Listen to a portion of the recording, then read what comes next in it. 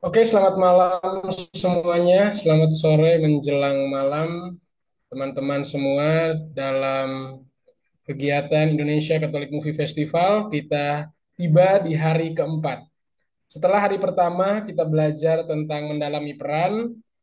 Hari kedua tentang screenwriting. Hari ketiga tentang bagaimana proses produksi sebuah film. Maka malam ini tahapan yang tidak kalah penting, ada dua tahapan yang akan kita belajar.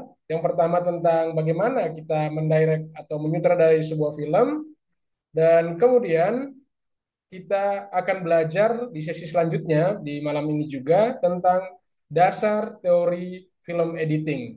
Bagaimana dasar-dasar dalam editing sebuah film. Baik teman-teman, sebelum kita masuk ke dalam kegiatan ini, seperti biasa saya ingatkan lagi bahwa tema ICMF 2024 ini adalah sukacita berbagi. Ya, kegiatan ini disponsori atau diadakan oleh Komsos MSC dengan tujuan mengajak umat Katolik untuk merayakan dan memahami sukacita sebagai bagian dari kehidupan film. Kemudian saya juga mengajak teman-teman untuk mendaftarkan diri mengikuti kegiatan short movie, lomba film pendek, yang mana di dalamnya ada banyak kategori, seperti tadi yang ada di bumper video, seperti film pendek terbaik, sutradara terbaik, ya pemeran terbaik, dengan total hadiah puluhan juta rupiah. Kemudian ada berbagai macam kegiatan yang kami laksanakan selain webinar seperti ini, misalnya nanti eh, ada acara nonton bersama untuk film, kemudian eh, nanti ada juga workshop webinar selanjutnya yang teman-teman bisa ikuti informasinya dengan follow media sosial kami di Catholic Movie Fest. Jadi tidak hanya pekan ini saja kita akan webinar, akan ada webinar-webinar lain yang pastinya sangat seru dan pasti menarik untuk teman-teman ikuti. Baik teman-teman, sebelum kita masuk dalam kegiatan ini, maka kita akan memulai kegiatan kita dengan doa terlebih dahulu. Izinkan saya memimpin kita dalam doa. Mari kita siapkan hati untuk berdoa. Marilah berdoa dalam nama Bapa dan Putra dan Roh Kudus. Amin.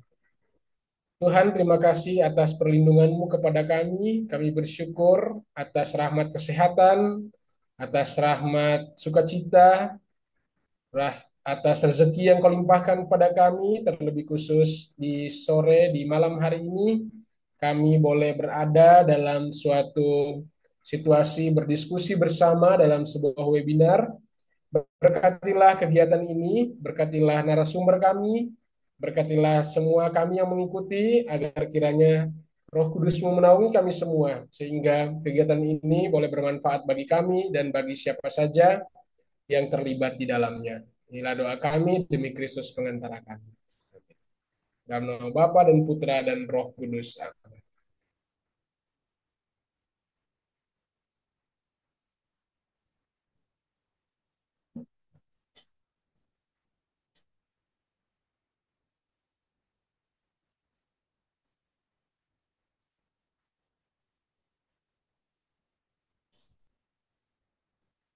Baik teman-teman, sebelum memulai kegiatan ini, izinkan saya memperkenalkan terlebih dahulu siapa pembicara kita pada malam hari ini. Seperti yang sudah saya infokan tadi di awal dan juga seperti yang sudah teman-teman lihat di media sosial kami ataupun bagi teman-teman yang mengikuti lomba film pendek yang ada di dalam grup, sudah diinfokan bahwa pada malam hari ini kita akan belajar dua hal, yakni tentang basic directing skill dan pengenalan dasar teori film editing.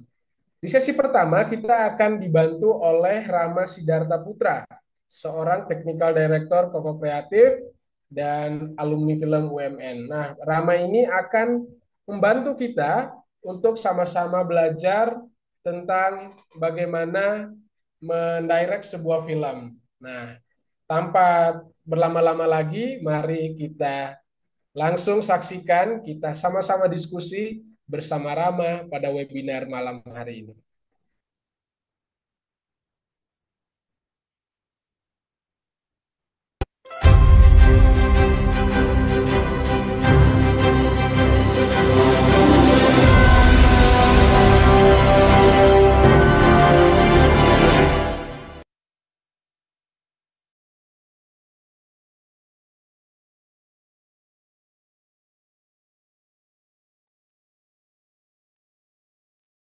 Oke, halo, selamat malam semuanya.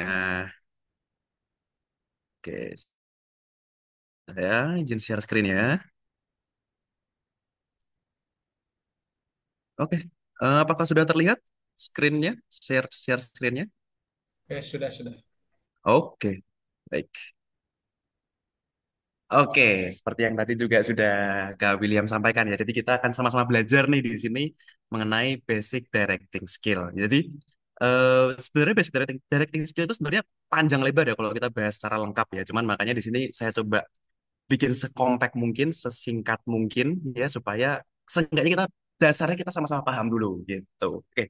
Yang pertama ya directing itu kan sutradara ya. Jadi ya kita harus tahu dulu sutradara itu sebenarnya apa sih gitu kan. Kalau definisi ya ini sebenarnya juga kalian bisa cari di Google juga kan, bisa cari di buku-buku juga kan, bisa cari dimanapun juga bahwa definisi sutradara itu adalah orang yang bertanggung jawab atas seluruh aspek kreatif dan juga teknis dalam pembuatan sebuah film.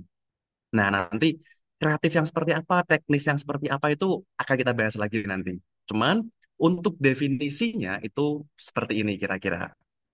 Oke, sekarang yang berikutnya. Nah, ini juga perlu teman-teman ketahui juga ya, bahwa em, yang saya pelajari ya, yang pernah saya pelajari juga, sutradara itu dikenal sebagai nakoda. Jadi, kalau dalam sebuah produksi film, itu kan ada sebuah produksi baik dari segi produksi kreatifnya ataupun kalau kemarin yang udah ikut materi webinar dari Kak Vincent membahas mengenai how to start a film production dari sisi produser ya. Jadi ada produksi segi kreatif dan juga ada produksi segi produsernya gitu kan. Nah, itu kan sebuah kapal ya, itu kan sebuah kapal. Nah, di sini sutradara itu sebagai nahkoda dari kapal kreatif produksi film itu sendiri. Jadi seperti tadi yang di slide pertama udah dijelaskan juga bahwa pemimpin dari tim kreatif dan juga teknis. Nah, karena dia adalah seorang pemimpin, maka seorang sutradara ini harus memiliki visi dan juga misi. Dia harus tahu jelas nih, apa sih tujuan dia mau membuat film ini. Dia membuat entah itu film pendek, entah itu film dokumenter, entah itu film sekalipun visinya harus jelas. Apa sih yang mau disampaikan oleh sutradara dan kenapa sih sutradara ini juga mau mendirect film tersebut? Untuk visi ini sebenarnya bisa berbagai macam alasan ya, bisa juga sesimpel dengan alasan karena karir, mungkin karena kebutuhan ekonomi, atau mungkin memang hanya menyangkut atau mungkin karena menyangkut emosional ya di mana mungkin dia sangat jatuh cinta dengan skripnya dan akhirnya dia ingin mendirect film tersebut atau naskah tersebut. Jadi eh, sutradara sebagai pemimpin tentunya harus punya visi dan juga misi yang jelas gitu. Karena apa? Karena visi dan misi ini nanti akan menjadi landasan pertama atau landasan yang eh, membantu wala sutradara ini untuk memiliki konsep dasar kreatif. Nah, kenapa sih kok harus punya konsep dasar kreatif ini harus dari sutradara? Kenapa? Karena nanti sutradara harus membuat yang namanya director's treatment. Nah, ini adalah bahasanya lebih mungkin enaknya dibilangnya adalah style sutradara. Jadi kayak sutradara ini harus punya treatment atau cara atau ciri khasnya masing-masing untuk menggarap film tersebut gitu. Ciri khasnya bisa tergantung skrip, bisa tergantung karakter sutradara itu sendiri. Jadi itu semua tidak ada hukum pastinya, tidak ada hukum patennya, tidak tidak terpaku ya. Jadi semua bebas kembali ke sutradara masing-masing. Yang jelas sutradara harus punya visi dan juga harus punya konsep dasar untuk memiliki director treatment ini. Karena director treatment ini atau konsep dasar ini nantinya akan berfungsi pada saat membahas mengenai story, membahas mengenai sinematografi, membahas mengenai art. Art ini bisa set, bisa properti, bisa mengenai kostum, bisa mengenai make up, bisa mengenai special effect juga. Dan nanti juga ada masuk ke sound design, masuk ke musik, dan juga masuk ke aktor dan juga aktrisnya. Jadi maka dari itu, teman-teman mungkin mungkin di sini ada yang pernah entah itu teater atau film, filmnya juga mungkin film pendek atau mungkin film dokumenter. Itu mungkin ya, mungkin mungkin kalian yang udah pernah mungkin kan juga merasakan bahwa kan kalian di sini dituntut untuk punya satu landasan gitu ya, satu konsep dasar gitu ya, supaya kalian bisa tahu nanti ini kameranya mau seperti apa, treatmentnya teknisnya mau seperti apa, nanti soundnya mau seperti apa, nanti musiknya mau seperti apa, jenis musiknya, story-nya mau dibawakan dengan gaya seperti apa. Karena kan mungkin juga bagi yang kemarin sudah ikut kelas produser ya, kelas untuk start a film production, di sana kan juga dijelaskan bahwa ada yang namanya genre film. Nah, itu kan tentunya genre film itu em, berbagai macam. Ada ya ada horor, ada thriller, ada action, ada komedi, ada drama. Itu kan akan menentukan ya gimana cara si sutradara ini membawa alur cerita tersebut. Nah, itu semua ada dalam konsep dasar kreatif ini, teman-teman. Dan konsep dasar kreatif ini ya tentunya tadi itu penting sekali untuk bisa membantu kru-kru lain. Ya, karena yang perlu teman-teman juga sadari, sutradara memang adalah sebuah pemimpin, tapi dia bukan one man show. Jadi dalam produksi sebuah film nggak bisa tuh dia sutradaranya, dia director of photography-nya atau sinematografernya, dia production designernya, dia prop masternya, dia makeup artisnya, dia wardrobe designernya, dia aktor utamanya juga dia. Nah, pasti kan butuh tim ya, butuh kepala-kepala lagi untuk membantu si sutradara ini mewujudkan dan merealisasikan visi dari sutradara tersebut. Gitu kira-kira. Nah, kita lanjut. Nah, ini juga salah satu hal penting berhubungan dengan konsep dasar itu tadi, di mana ada yang namanya mise en scene. Jadi mise en scene ini kalau deskripsinya ya, deskripsi secara teoritisnya adalah salah satu elemen visual pada film, ya, di mana mise en scene ini merupakan segala hal yang dapat terlihat dalam film. Bisa setnya, bisa blocking para aktor dan para aktrisnya, bisa penataan cahayanya atau lightingnya, bisa kostumnya, bisa make upnya, bisa pengambilan tipe shotnya, dan juga banyak-banyak hal. Intinya, Miss Unseen ini adalah semua yang kalian lihat seperti contoh yang ada di gambar. Ini kan ada dari film The Greatest Showman, ada film dari The Grand Budapest Hotel, ada juga dari film Barbie. Nah, ini kalau kalian lihat yang ada di frame ini, yaitu semuanya adalah Miss Unseen. Baik penempatan si aktor yang ada di tengah, atau blocking depan belakangnya, kemudian juga adanya pencahayaan, kemudian ada setnya seperti apa juga, penempatan properti, itu semua menjadi tanggung jawab besar sutradara. Dia harus bertanggung jawab untuk apa sih yang ingin diperlihatkan di dalam scene tersebut. Nah, untuk bisa menentukan atau untuk bisa bertanggung jawab ya atas miss unseen ini, untuk bisa jelas tahu bahwa apa sih yang mau ditaruh dalam sebuah frame itu, mau properti yang mana, mau set yang seperti apa, tahun berapa, dan lain-lain, itu kan balik ke tadi awal, di mana sutradara butuh ada yang namanya visi dan juga butuh ada yang namanya misi. Jadi dia butuh punya gambaran konsep besarnya untuk nanti dia bisa share ke tim krunya supaya tim krunya bisa mewujudkan seperti yang mungkin teman-teman bisa lihat scene yang di Grand Budapest, seperti scene yang ada di The Greatest Showman, dan juga seperti yang ada di scene di Barbie. Seperti itu kira-kira. Nah, ini sekarang kita coba akan masuk masih sebenarnya masih berhubungan dengan Miss Unseen, cuman akan lebih sedikit berfokus kepada tipe-tipe shot. Nah, ini kita lebih ke dasar tipe shot aja ya. Jadi sebenarnya kalau kita ngomongin tipe shot itu banyak. Ada ini kan saya kasih tiga. Yang paling dasar ada medium shot, ada close up, ada long shot. Medium pun ada medium close upnya ada extreme close up. Itu nanti kalau kalian variasikan lagi ada banyak lagi. Ada two shot, ada over over the shoulder, dan banyak itu kalian nanti bisa pelajari lebih lanjut atau mungkin nanti kita bisa diskusi di sesi tanya jawab juga.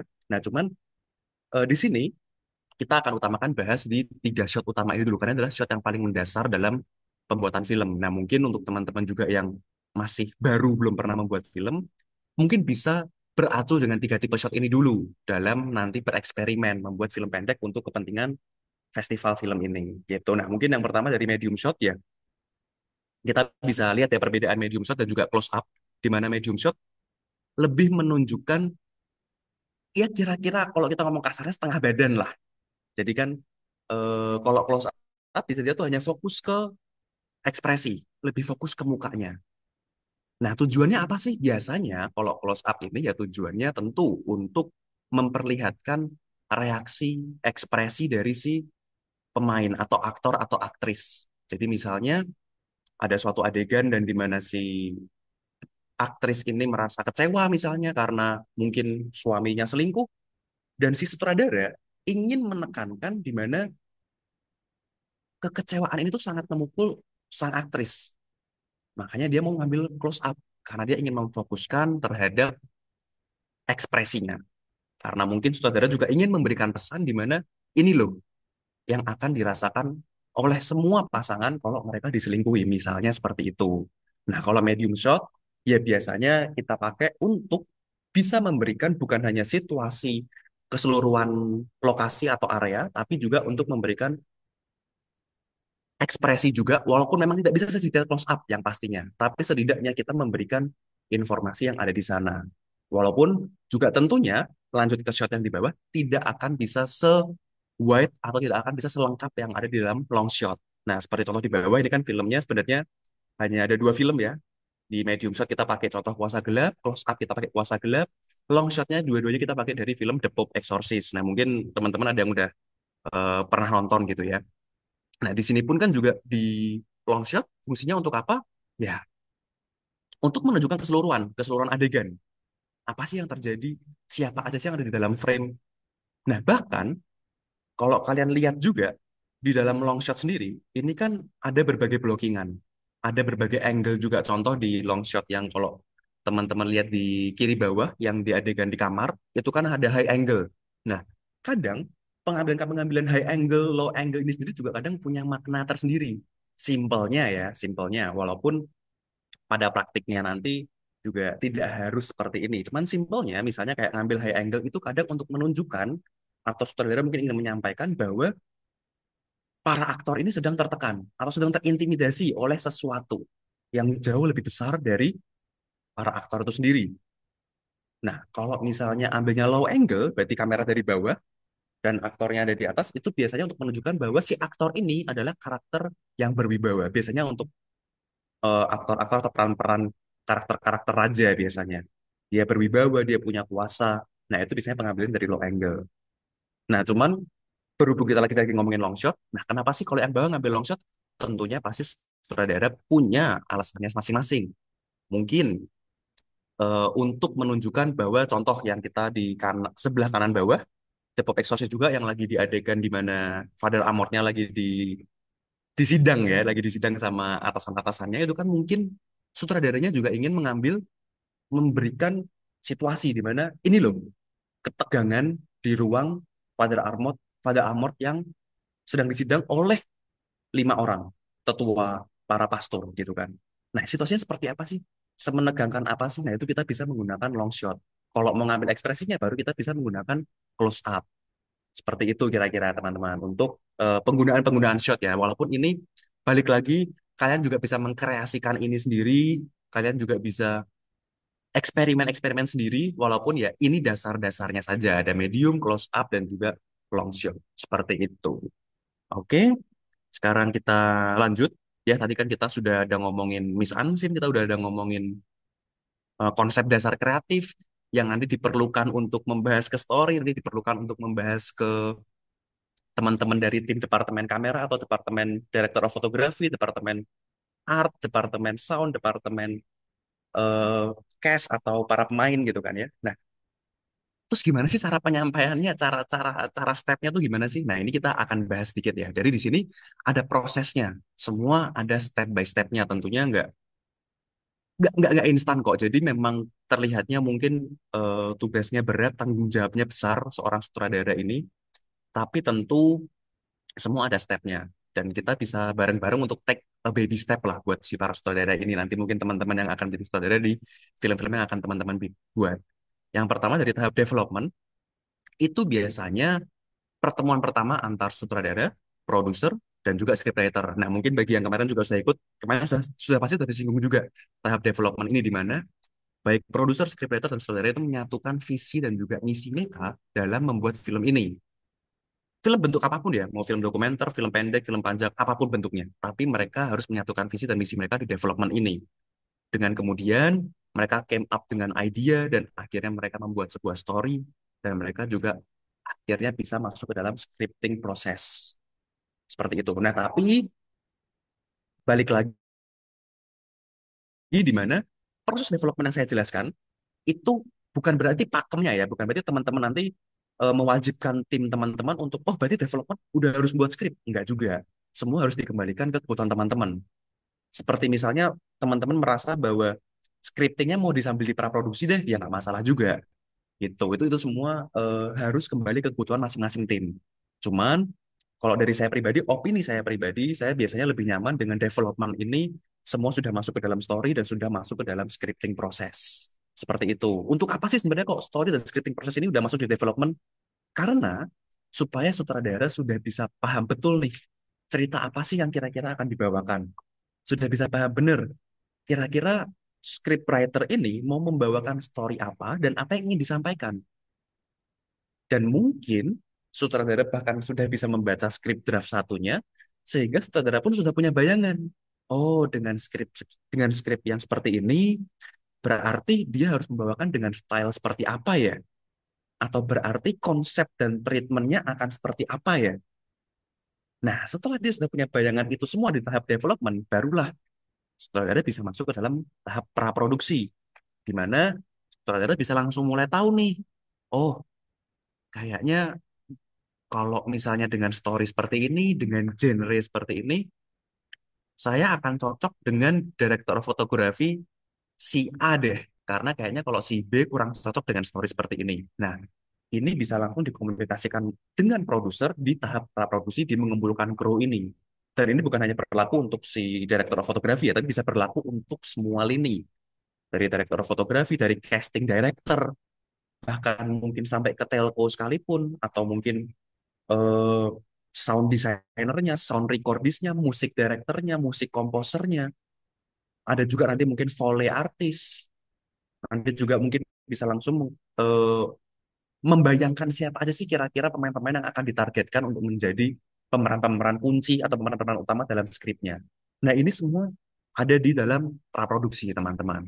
Nah, terus mungkin teman-teman mungkin ada yang bingung juga ya, kenapa kok ada menyatukan visi dan konsep di praproduksi? Bukannya tadi harusnya visi dan konsep udah jadi dan udah final di development ya. Nah, maksud saya di sini menuliskan menyatukan visi dan konsep di praproduksi adalah untuk sutradara mempresentasikan atau eh, memberikan konsep dan juga visi sutradara kepada seluruh kru pada saat kru sudah terkumpul.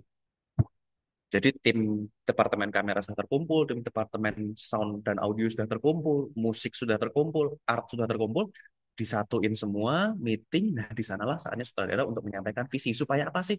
Ya supaya nggak ada miskom. Dan supaya pada saat syuting, sampai ke post produksi nanti, sampai ke rilis nanti, hasil filmnya, baik visual maupun audionya sesuai dengan konsep awal. Biarpun ada perubahan konsep, tapi sesuai dengan supervisi dari sutradara dan sesuai dengan persetujuan sutradara juga. Jadi menyatukan visi dan konsep ini bukan berarti, kalau dari saya pribadi bukan berarti satu arah. Bukan berarti satu arah dari sutradara memberikan konsep A, B, C, D. Dan terus berarti kru yang lain tidak boleh memberikan masukan. Bukan berarti seperti itu. Kalau dari saya pribadi, tentu bebas. Kru lain boleh sangat-sangat bebas memberikan masukan. Tapi pemutusnya tetap ada di dalam sutradara. Seperti itu. Nah, setelah itu baru tuh visi konsep terus sudah ada baru tuh bisa mulai kita gerak ke perintilan-perintilan persiapan syuting yang lain dari casting terus mulai penentuan pemainnya setelah casting bisa ada reading nanti bisa ada rehearsal bersama pemain nanti bisa membuat shortlist bareng sama eh, direktur fotografinya membuat floor plan bareng dengan direktur fotografi dan juga gaffer gaffer mungkin kalau bagi teman-teman yang belum tahu dia adalah salah satu departemen dari direktur fotografi yang membantu untuk mendesain lighting ya atau mendesain lampu dan nanti juga bisa untuk mulai membuat desain kostum dan juga membuat face chart untuk make up. Nah, itu di sana dilakukan di praproduksi. Jadi setelah visi dan konsepnya sama antara sutradara dan juga krunya dan juga timnya sudah satu visi, satu misi, satu konsep, di sanalah baru pemain bisa ditentukan, reading bisa dilakukan, rehearsal bisa dilakukan, shot bisa dilakukan, floor plan bisa dilakukan, test cam, reki, semua aspek yang berhubungan untuk persiapan syuting. Saat itu semua sudah siap, dari pihak kreatif sudah siap, dari pihak produksi sudah siap, sutradara dan produser sudah sama-sama siap untuk syuting, maka barulah bisa dilakukan produksi. Seperti itu. Nah, syuting ini tanggung jawab sutradara apa sih?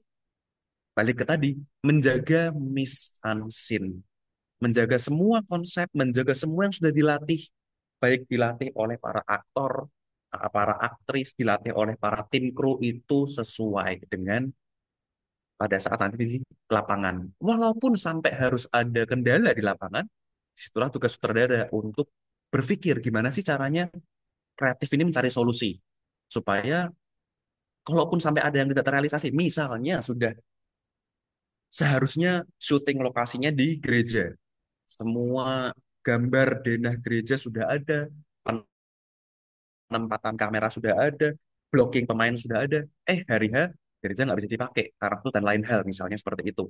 Nah, berarti kan di sini harus merombak kan semua hasil persiapan. Nah, itu adalah tugas sutradara pada saat syuting untuk memberikan keputusan dan memberikan solusi. Berarti gimana nih? Apakah pindah lokasi gereja atau harus mundur syutingnya, misalnya jadwal syutingnya? Nah, kalau mundur berarti gimana koordinasinya ke siapa? Ke produser. Nah, itu biasanya eh, problema-problema yang akan terjadi di hari syuting. Tapi nggak usah khawatir ya, semua pasti ada problem seperti yang Kak Vincent kemarin juga udah jelasin kan. Pasti akan selalu ada problem. Cuman disinilah fungsinya ada nakoda atau ada pemimpin supaya ada keputusan dari satu suara. Seperti itu. Nah, setelah syuting selesai, syuting ini berapa harinya dan juga berapa lamanya itu kembali ke kebutuhan kalian, kembali ke shortlist kalian, kembali ke berapa lokasi yang kalian pakai, kembali ke budget kalian juga. Jadi setelah syuting selesai, setelah disesuaikan dengan semua kemampuan, masuklah ke tahap post produksi. Ada yang namanya editing.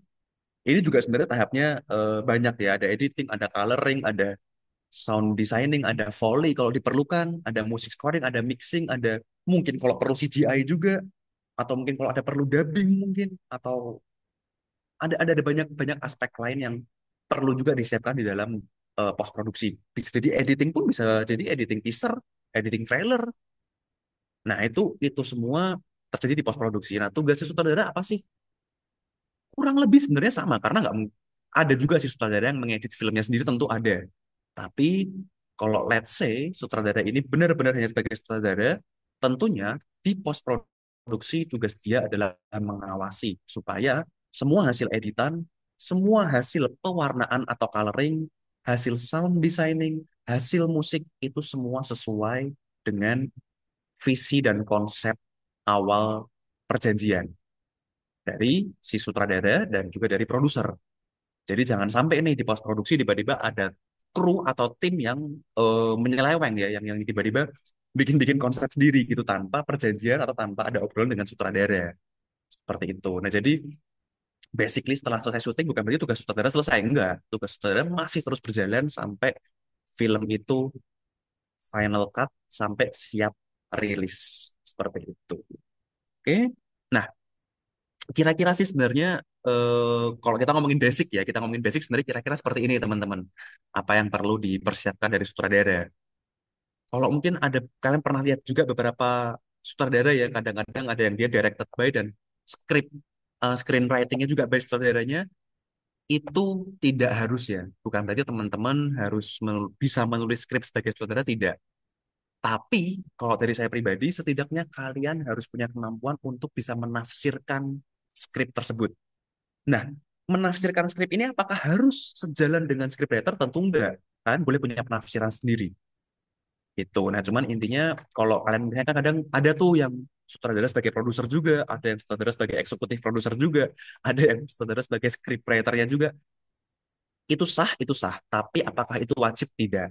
Kalau menurut saya sebagai sutradara tidak wajib untuk memiliki kemampuan bisa menulis skrip atau bisa mengoperasikan kamera atau bisa mengoperasikan peralatan sound atau bisa menyeting sebuah sebuah set film gitu enggak sih.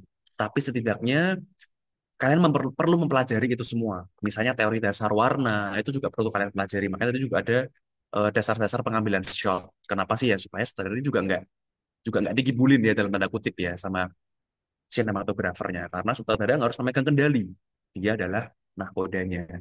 Nah, cuman kembali lagi yang perlu diingat sutradara adalah pemimpin. Ini tadi juga sudah sempat saya singgung. Jadi ini poin yang paling penting teman-teman dalam pembuatan film kalau teman-teman memutuskan menjadi sutradara dan sebenarnya bukan hanya sebagai sutradara ya, cuman karena fokus sudah di sutradara, kalian harus paham bahwa kalian adalah bekerja tim. Kalian bekerja bersama banyak orang. Kalian bukan one man show.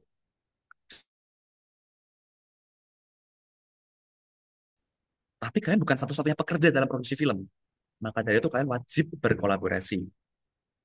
Nah, kalau kita ngomongin pemimpin sedikit, pemimpin ini kan sebenarnya juga banyak tipenya ya. Ada pemimpin yang keras, ada yang mungkin tangan besi yang dia kalau udah ngomong A harus A. Kalau dia udah ngomong B harus B. Nggak bisa tuh didiskusikan, nggak bisa diganggu-gugat. Ada yang seperti itu? Ada. Tapi ada juga nggak yang bisa diajak diskusi? Ada juga. Nah, kalian mau jadi sutradara atau pemimpin yang seperti apa, itu kembali ke style kalian masing-masing.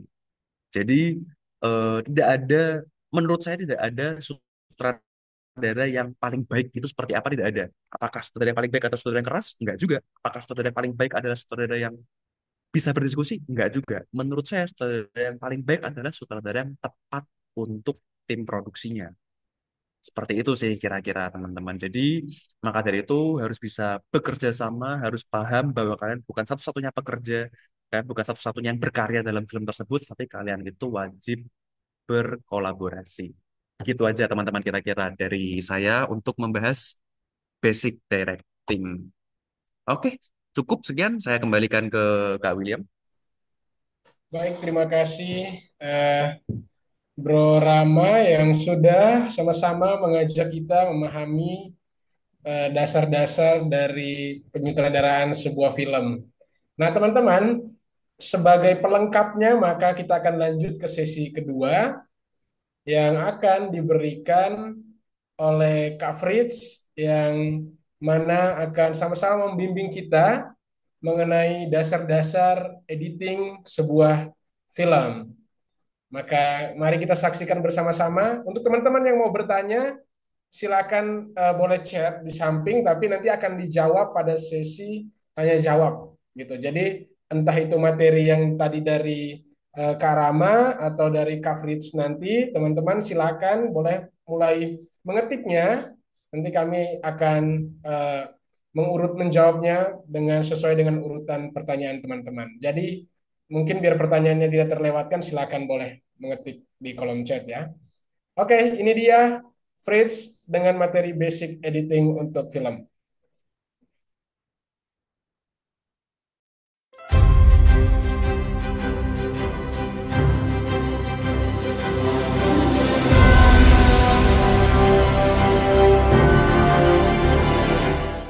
Iya, halo, selamat malam semua. Suara saya terdengarkah? Jelas ya? Oke. Perkenalkan teman-teman, nama saya Alfred John Robert. Saya adalah editor dan juga sutradara juga di berbagai produksi film. Latar pendidikan saya adalah saya juga kuliah di sekolah film di Institut Kesenian Jakarta dengan major editing. Jadi eh, editing memang jadi salah satu cita-cita saya waktu dulu.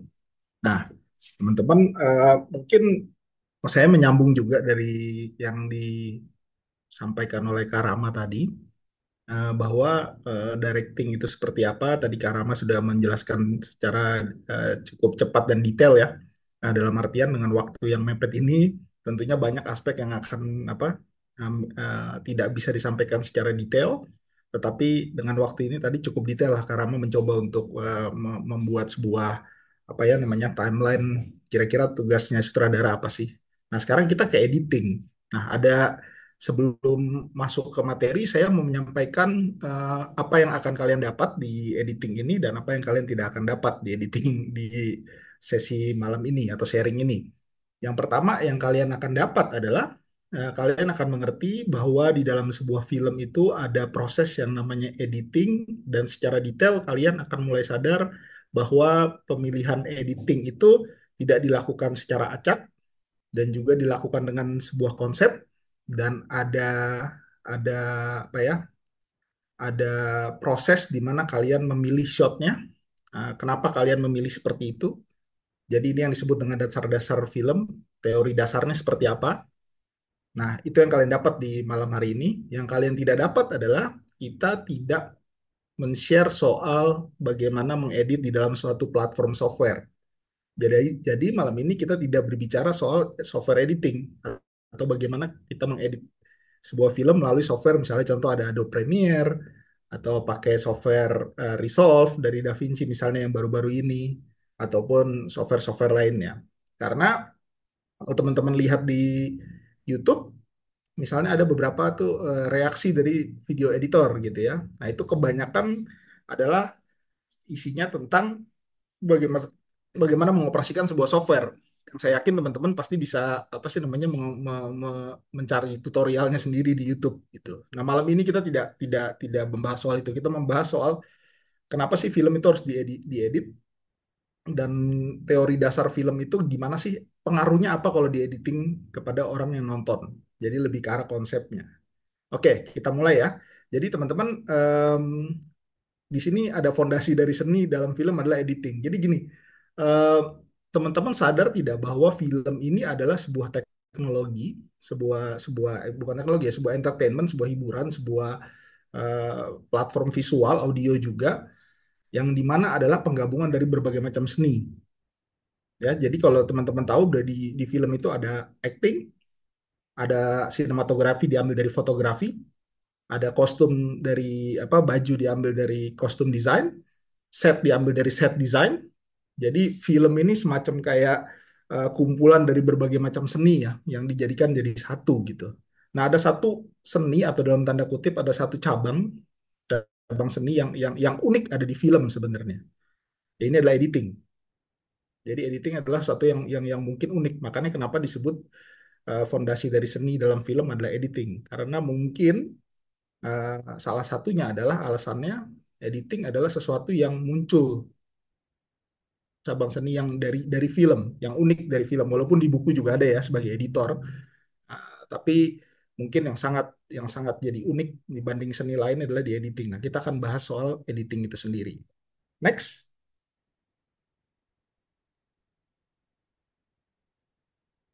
Nah, sebenarnya apa sih itu editing, teman-teman?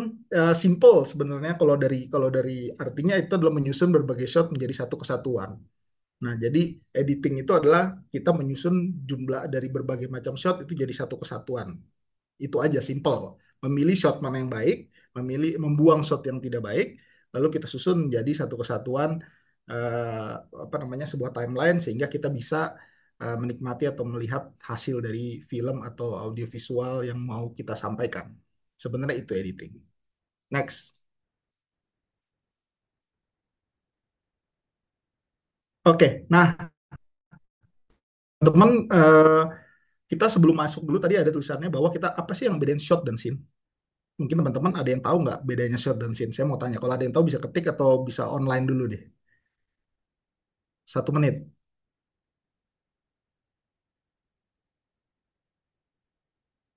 Bedanya shot dan scene apa? Boleh di next. Jadi ini pengetahuan dasar ya teman-teman ya. Sebelum jadi editor, teman-teman harus tahu dulu bedanya shot apa, bedanya scene apa. Jadi shot itu adalah satu gambar hasil rekaman kamera tanpa interupsi. Jadi setiap kalian ambil gambar, kamera taruh di sini, kalian rekam, kalian potong, kalian berhenti merekam, itu shot. Tadi Karama udah jelasin tipe shot itu ada medium close up, ada medium shot, ada close up, ada long shot. Ya, itu shot. Jadi satu gambar hasil rekaman kamera tanpa interupsi. Oke, teman-teman. Karena biasanya awal-awal suka ketukar nih antara shot sama scene ya. Jadi teman-teman harus tahu dulu shot itu adalah satu gambar hasil rekaman kamera tanpa interupsi. Jadi kalau dibilang ambil apa namanya, satu shot, ya satu shot itu satu kesatuan sampai dari kamera nyala sampai kamera berhenti. Oke, next. Scene itu menunjukkan lokasi, biasanya terdiri dari kumpulan shot. Oke, jadi scene itu biasanya adalah lokasi. Ya, bukan biasanya, memang scene itu lokasi. Scene-nya di mana sih? Lokasinya di mana? Gitu. Jadi misalnya scene di dalam adegannya itu di dalam kamar kamar tidur misalnya, di dalam kamar tidur. Nah, di dalam scene itu biasanya terdiri dari kumpulan shot. Oke, eh, sampai sini mudah-mudahan teman-teman paham. Next. Nah, mudahnya akan ada grafis seperti ini, teman-teman. Kira-kira seperti ini, bagan seperti ini ya. Kita lihat ya. Jadi scene satu, misalnya scene satu itu adalah kamar tidur, lalu scene 2 itu misalnya adalah ruang makan, scene 3 itu adalah teras. Nah, dari scene satu di kamar tidur itu terdiri dari berbagai macam shot. Di scene 2 terdiri dari berbagai macam shot, scene 3 terdiri dari macam shot. Nah, film ini adalah kumpulan dari scene-scene ini. Jadi film itu adalah kumpulan dari scene-scene. Di dalam scene itu pecahannya ada shot-shot. Sebenarnya ada satu lagi sequence namanya. Cuman saya mencoba menyederhanakan aja supaya teman-teman, karena sequence itu adalah gabungan dari scene ya. Jadi kalau teman-teman ada namanya istilahnya sequence, sequence itu gabungan dari scene. Tapi menurut saya lebih baik paham dulu standarnya karena ini yang akan lebih sering digunakan istilahnya. Yaitu ada scene, lokasi biasanya, ada shot. Di dalam scene itu ada shotnya. Jadi pecahan berbagai macam shot. Nah, pertanyaan lalu bisa muncul, Kak bisa nggak sih dalam dalam scene satu scene misalnya scene satu shotnya nggak sampai empat atau nggak sampai dua cuma satu shot bisa ya mungkin saja. Nah, itu lagi-lagi tergantung dari visi dan misi yang tadi Karama bilang di depan bahwa sutradara mau stylenya seperti apa. Oke. Dan di dalam satu scene jangankan empat shot yang isinya ratusan shot aja ada. Jadi scene satu itu bisa ratusan shot itu mungkin, sangat mungkin. Jadi itu bebas, tidak ada batasan. Tapi paling tidak secara konsep teman-teman paham bahwa ada scene satu, ada scene 2, scene 3 dan seterusnya. Di dalam scene itu ada komponen lebih kecil lagi yaitu shot. Shot di mana adalah di mana dari kamera menyala sampai kamera mati pilihan. Jadi tugas editing adalah menyusun. Lagi-lagi teman-teman ya balik dari awal ya, menyusun shot-shot ini di dalam jumlah scene di dalam scene ini sehingga menjadi satu kesatuan yang urut ataupun tidak urut. Nanti kita akan bahas lagi di belakang. Eh, Sehingga menjadi sebuah film atau bentuk audiovisual yang penonton atau calon penonton bisa saksikan. Gitu. Itu editing. Jadi proses memilah shot-shot yang mana yang akan dipresentasikan ke calon penonton kita. Sampai di sini, apakah ada yang bingung? Nanti ada sesi pertanyaan betul, tapi kalau misalnya ada satu pertanyaan atau maksimal dua, mungkin kalau ada yang mau langsung ditanyakan supaya lebih interaktif bisa langsung ditanyakan ya. Karena saya mencoba untuk menjelaskan sesederhana mungkin, tapi paling tidak teman-teman bisa dapat atau rekan-rekan bisa dapat konsep dasarnya dulu. Oke, tidak ada. Saya akan maju lagi. Next. Nah, ini pelan-pelan ya. Mungkin ini mungkin ini adalah teori dasar dari editing. Jadi bukan ngajarin tentang bagaimana sih Kak cara cut di sebuah file atau cara ekspor file, cara import file. Nah, itu teman-teman bisa dapat di YouTube. Teman-teman bisa belajar di YouTube. Nah, sekali lagi tadi itu tidak akan dapat tapi hari ini kalian akan setelah nonton ini saya harap sih ya teman-teman nonton nonton film atau nonton apapun bentuknya itu mulai sadar bahwa dari kekuatan editing. Dan ini yang menjadi menarik di dalam filmmaking sebenarnya adalah konsep dari editing ini. Jadi saya nyebutnya dimensi dalam film editing gitu ya itu ada empat, ada dimensi grafis, ada ritme, ada spasial ruang dan waktu. Nggak usah ribet dihafalin, ini bukan ujian gitu ya, tapi paling tidak kalian bisa bisa tahu dulu kayak gimana. Nah, kita coba bahas satu-satu secara pelan-pelan ya, sehingga teman-teman nanti pas lagi nonton film bisa tahu, oh dia bermain di mana nih? Dia bermain di grafis, dia bermain di ritme, dia bermain di spasial ruang, dan bermain waktu. Dan ini empat elemen ini interchangeable ya teman-teman ya, saling saling mengisi ya, tidak terpisah satu-satu. Jadi editor itu tidak tidak hanya memilih, oh saya mau main elemen grafis, tidak. Ini biasanya gabung. Mudah-mudahan nanti teman-teman lebih mengerti setelah penjelasan. Oke, kita masuk ke grafis. Next. Nah, simpel teman-teman, bahwa grafis itu adalah hubungan antara satu shot dengan shot lainnya. Ya kan? Cukup simpel. Jadi hubungan antara satu shot dengan shot lainnya. Tadi teman-teman udah paham ya bahwa eh, apa namanya eh, shot itu eh, shot itu adalah bentuk dari kamera menyala sampai kamera mati. Nah ini boleh di zoom. Nanti teman-teman boleh ngezoom lagi. Gambarnya mungkin terlalu kecil. Saya mau coba insert tadi. Eh, Teman-teman bisa lihat contohnya ya dari yang kiri bawah. Saya yang kiri bawah itu ada shot di 6.9 ya sama 6.10 teman-teman kalau lihat itu teman-teman perhatikan ya, itu shot satu anggap itu shot satunya lalu shot duanya itu 6.10 ya jadi dua gambar ini digabung gambar 6.9 dulu lalu keduanya 6.10 Kalau teman-teman perhatikan itu secara grafis itu ada match, ada kesamaan secara grafis, yaitu di mana di garis horizontalnya itu ya, di garis horizontalnya itu. Jadi dia dia mencoba mematch gambarnya antara satu gambar dan satu gambar yang lainnya. Nah, lalu yang bawa contoh ke bawahnya yang hitam putih juga, yang ada di 6.11 sampai 6.13, itu adalah gambar orang-orang yang lagi berlari. Jadi 6.11 itu ada satu orang lagi lari, 6.12 satu orang lagi lari, 6.13 satu orang lagi lari. Nah, ada 3 shot jumlahnya. Jadi dikasih lihat dulu yang pertama, lalu dikasih lihat yang kedua, lalu dikasih lihat yang ketiga. Yang menjadi ini dia bermain secara grafis match adalah 6.11 orang lari pertama, orang lari kedua, dan orang lari ketiga itu ukuran jumlah shotnya itu mirip. Ya bisa dibilang ya, kecuali tinggi badannya mereka agak beda di 6.11, 6.12, tetapi jenis shotnya mirip. Jadi dia lari, dikasih lihat, lalu tiba-tiba di-cut, yang kedua orang lari, kasih lihat, yang ketiga orang lari, kasih lihat. Oke? Itu jadi kita bermain secara grafis. Ini ada salah insert sepertinya ya, yang nanti kita akan balik lagi ke yang 642, 644 itu lebih ke arah ke waktu soalnya, temporal, bukan ini grafis. It's okay.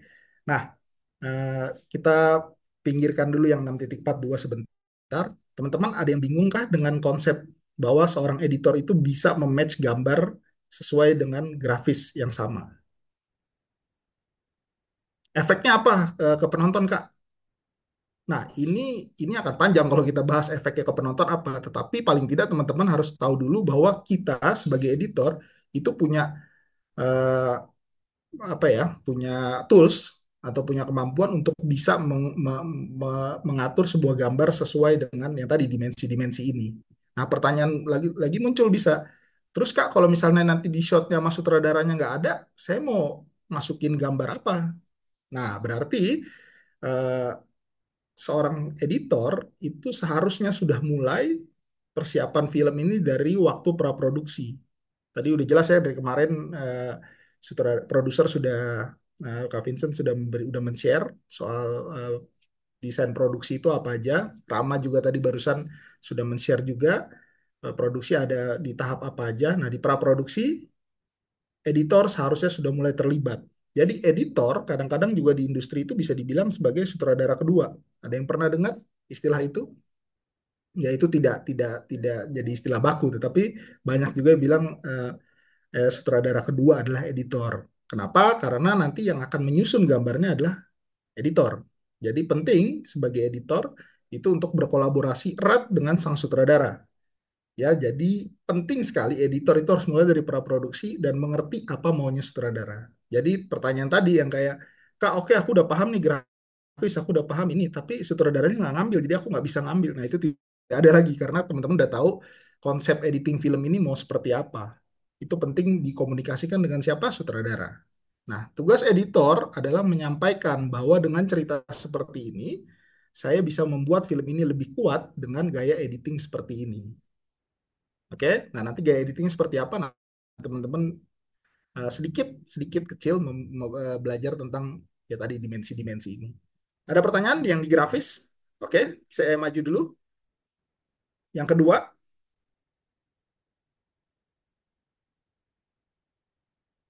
nah ritme. Jadi editing itu bisa mengatur durasi dalam setiap shot dan juga hubungannya dengan shot-shot lainnya untuk mendapat dampak yang diinginkan. Jadi ini soal ritme. Tadi soal grafis, kita soal ritme. Ritme itu apakah simple kok? Simpelnya begini, dalam satu shot itu, yang tadi kamera dari nyala sampai mati, itu ada berapa detik atau berapa menit shotnya. Oke, nah kita kan yang akan mengatur nanti sebagai editor. Ini misalnya sutradara itu ngambil 2 menit shot ya. Satu shot itu isinya 2 menit. Ternyata sang editor setelah melihat sepertinya ini 1 menit ini cukup karena udah sesuai dengan apa yang mau disampaikan. Berarti dia akan potong di 1 menit. Oke, dia akan potong di 1 menit, lalu shot yang keduanya dia akan durasinya mungkin 1 menit 20 detik. Jadi ritme. Dan ingat teman-teman, ritme itu adalah berarti eh, sebuah apa ya durasi atau sebuah eh, kalau kita lihat itu kalau kita menonton sebuah film yang dengan ritme cepat, contoh video klip ya dengan ritme yang cepat sekali 1, 2 yang tapnya cepat, itu kan dipotong berdasarkan musik. Jadi ritme musiknya, ritme gambar mengikuti ritme musik. Nah, kalau di film, karena kita tidak ada ritme musik yang nanti mungkin belakangan baru diisi oleh music design, kita yang menentukan ritmenya mau seperti apa. Satu gambar kita mau tahan 1 menit atau satu gambar kita mau tahan 1 detik, tergantung dari editornya. Oke, jadi konsepnya seperti itu ya teman-teman. Jadi ada grafis tadi, kalian punya kemampuan untuk mengatur gambar, mau match gambarnya atau tidak match. Kalian punya kemampuan untuk mengatur ritme, mau dicepetin editingnya tak tak tak tak atau mau dilambatin. Lanjut, next. Nah, ini dia nih. Spasial atau ruang, membangun dan manipulasi spasial ruang, analytical, concept editing. Oke, ini mungkin mudah-mudahan tidak terlalu rumit. Ini mungkin bisa bilang jadi satu poin yang unik ya di editing ya. Yang lainnya juga tadi unik juga, tapi ini coba saya pingin lebih dalam lagi di sini soal bahwa ada dua, ada analytical dan konstruktif editing. Kayak gimana sih Kak? Bedanya apa? Simple kok. Aku akan kasih contoh nanti. Aku bisa share screen kah? Share video? Karena ini memang harus dikasih lihat. Teman-teman akan bingung kalau nggak dikasih lihat. Jadi analytical itu kita konsep sebuah editing di mana kita establish dulu ruangannya. Lalu memecahnya menjadi berbagai bagian sesuai dengan emosi yang ingin dicapai. Oke? Jadi simpelnya seperti apa teman-teman? Aku kasih teorinya dulu, nanti kita kasih lihat contohnya ya. Filmnya cuma di bawah 1 menit kok. Satu, misalnya kita buat adegan, kalian lagi ada di adegan eh, meja makan misalnya, ruang makan di dalam satu rumah. Kalau kita mau pakai analytical editing, itu berarti kita akan membuat establish aja, establish ruangannya dulu. Jadi kita kasih lihat dulu ruangan makan, kita kasih lihat satu shot lebar, long shot yang tadi Rama bilang, lalu di dalamnya terisi dari orang tua dan kedua anaknya misalnya. Lalu abis itu kita pecah shotnya satu-satu. Ada close up orang tuanya, ada close up anaknya, ada close up makanannya. Nah itu analytical. Oke, coba share ya supaya teman-teman bisa. Hmm,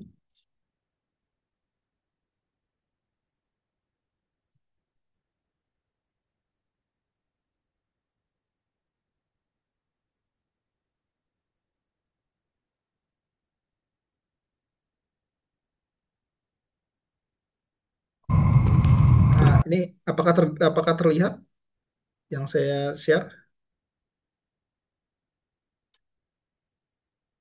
Terlihatkah? Sorry, saya nggak ada video. Terlihat ya? Oke.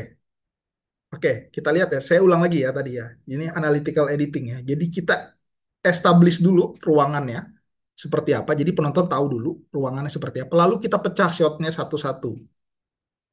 Ya, jadi kita membangun bata demi bata gitu, bangun ruangan ini. Jadi lihat establish dulu tempatnya seperti apa. Lalu kita pecah shotnya. Ini shot kedua. Tadi shot satu, shot dua,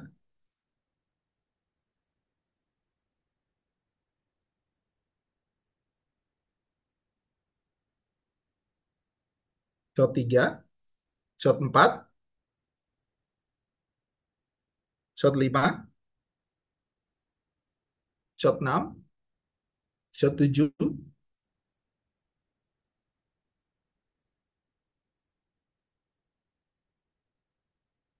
shot delapan,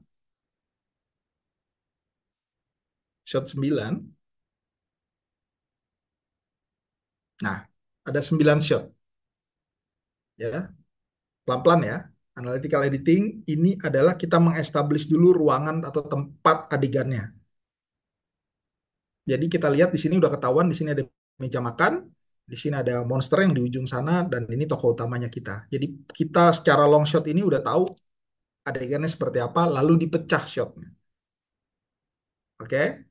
Jadi kita menganalisa ruangan, ya kan? Ingat spasial tadi ya, kita ngomongin lagi dimensi spasial. Jadi ya kita pecah, ngeliatin sebuah ruangan. Oke? Kita next ke selanjutnya di Rama bisa share atau aku aja share gambar ya? Aku share ini aja ya, Mak.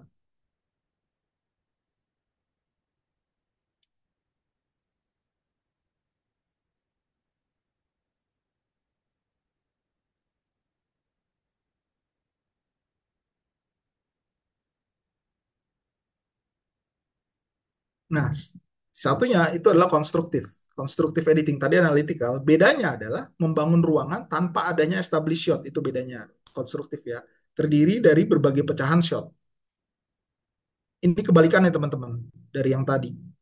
Bahwa kalau di constructive editing itu yang terjadi adalah sebuah adegan di mana kita tidak tahu ruangannya itu di mana sebenarnya, walaupun nanti akhirnya tahu ya, tetapi langsung berupa pecahan-pecahan shot. Jadi langsung berupa pecahan-pecahan shot yang akan teman-teman bangun sendiri, kalian konstruk sendiri, ya ini tuh adegannya di mana sih? Nanti saya akan kasih tahu kenapa kok kamu pilih analytical, kenapa kamu pilih constructive editing. Itu ada fungsinya masing-masing ke penonton sebenarnya, secara secara basicnya. Dan 12. Ada 12 shot di dalam 30 detik kurang lebih. 29 shot. 29 detik. Sorry. Nah, teman-teman di sini tidak tahu ya ruangannya itu apa, tapi kalian akhirnya bisa tahu kan dari dialog, dari mise en scene-nya yang tadi dilihat di gambarnya. Ini ada di rumah sakit, mungkin rumah sakit yang gawat darurat di UGD-nya lah. Gitu. Tetapi kalian tidak dikasih berbeda dengan yang film tadi. Contoh yang tadi adalah kita lihat establishnya ruangannya dulu. Yang ini kita tidak, kita pecah langsung ke dalam adegannya. Jadi fungsinya apa sih teman-teman? Kenapa kita memilih analytical? Kenapa kita memilih konstruktif?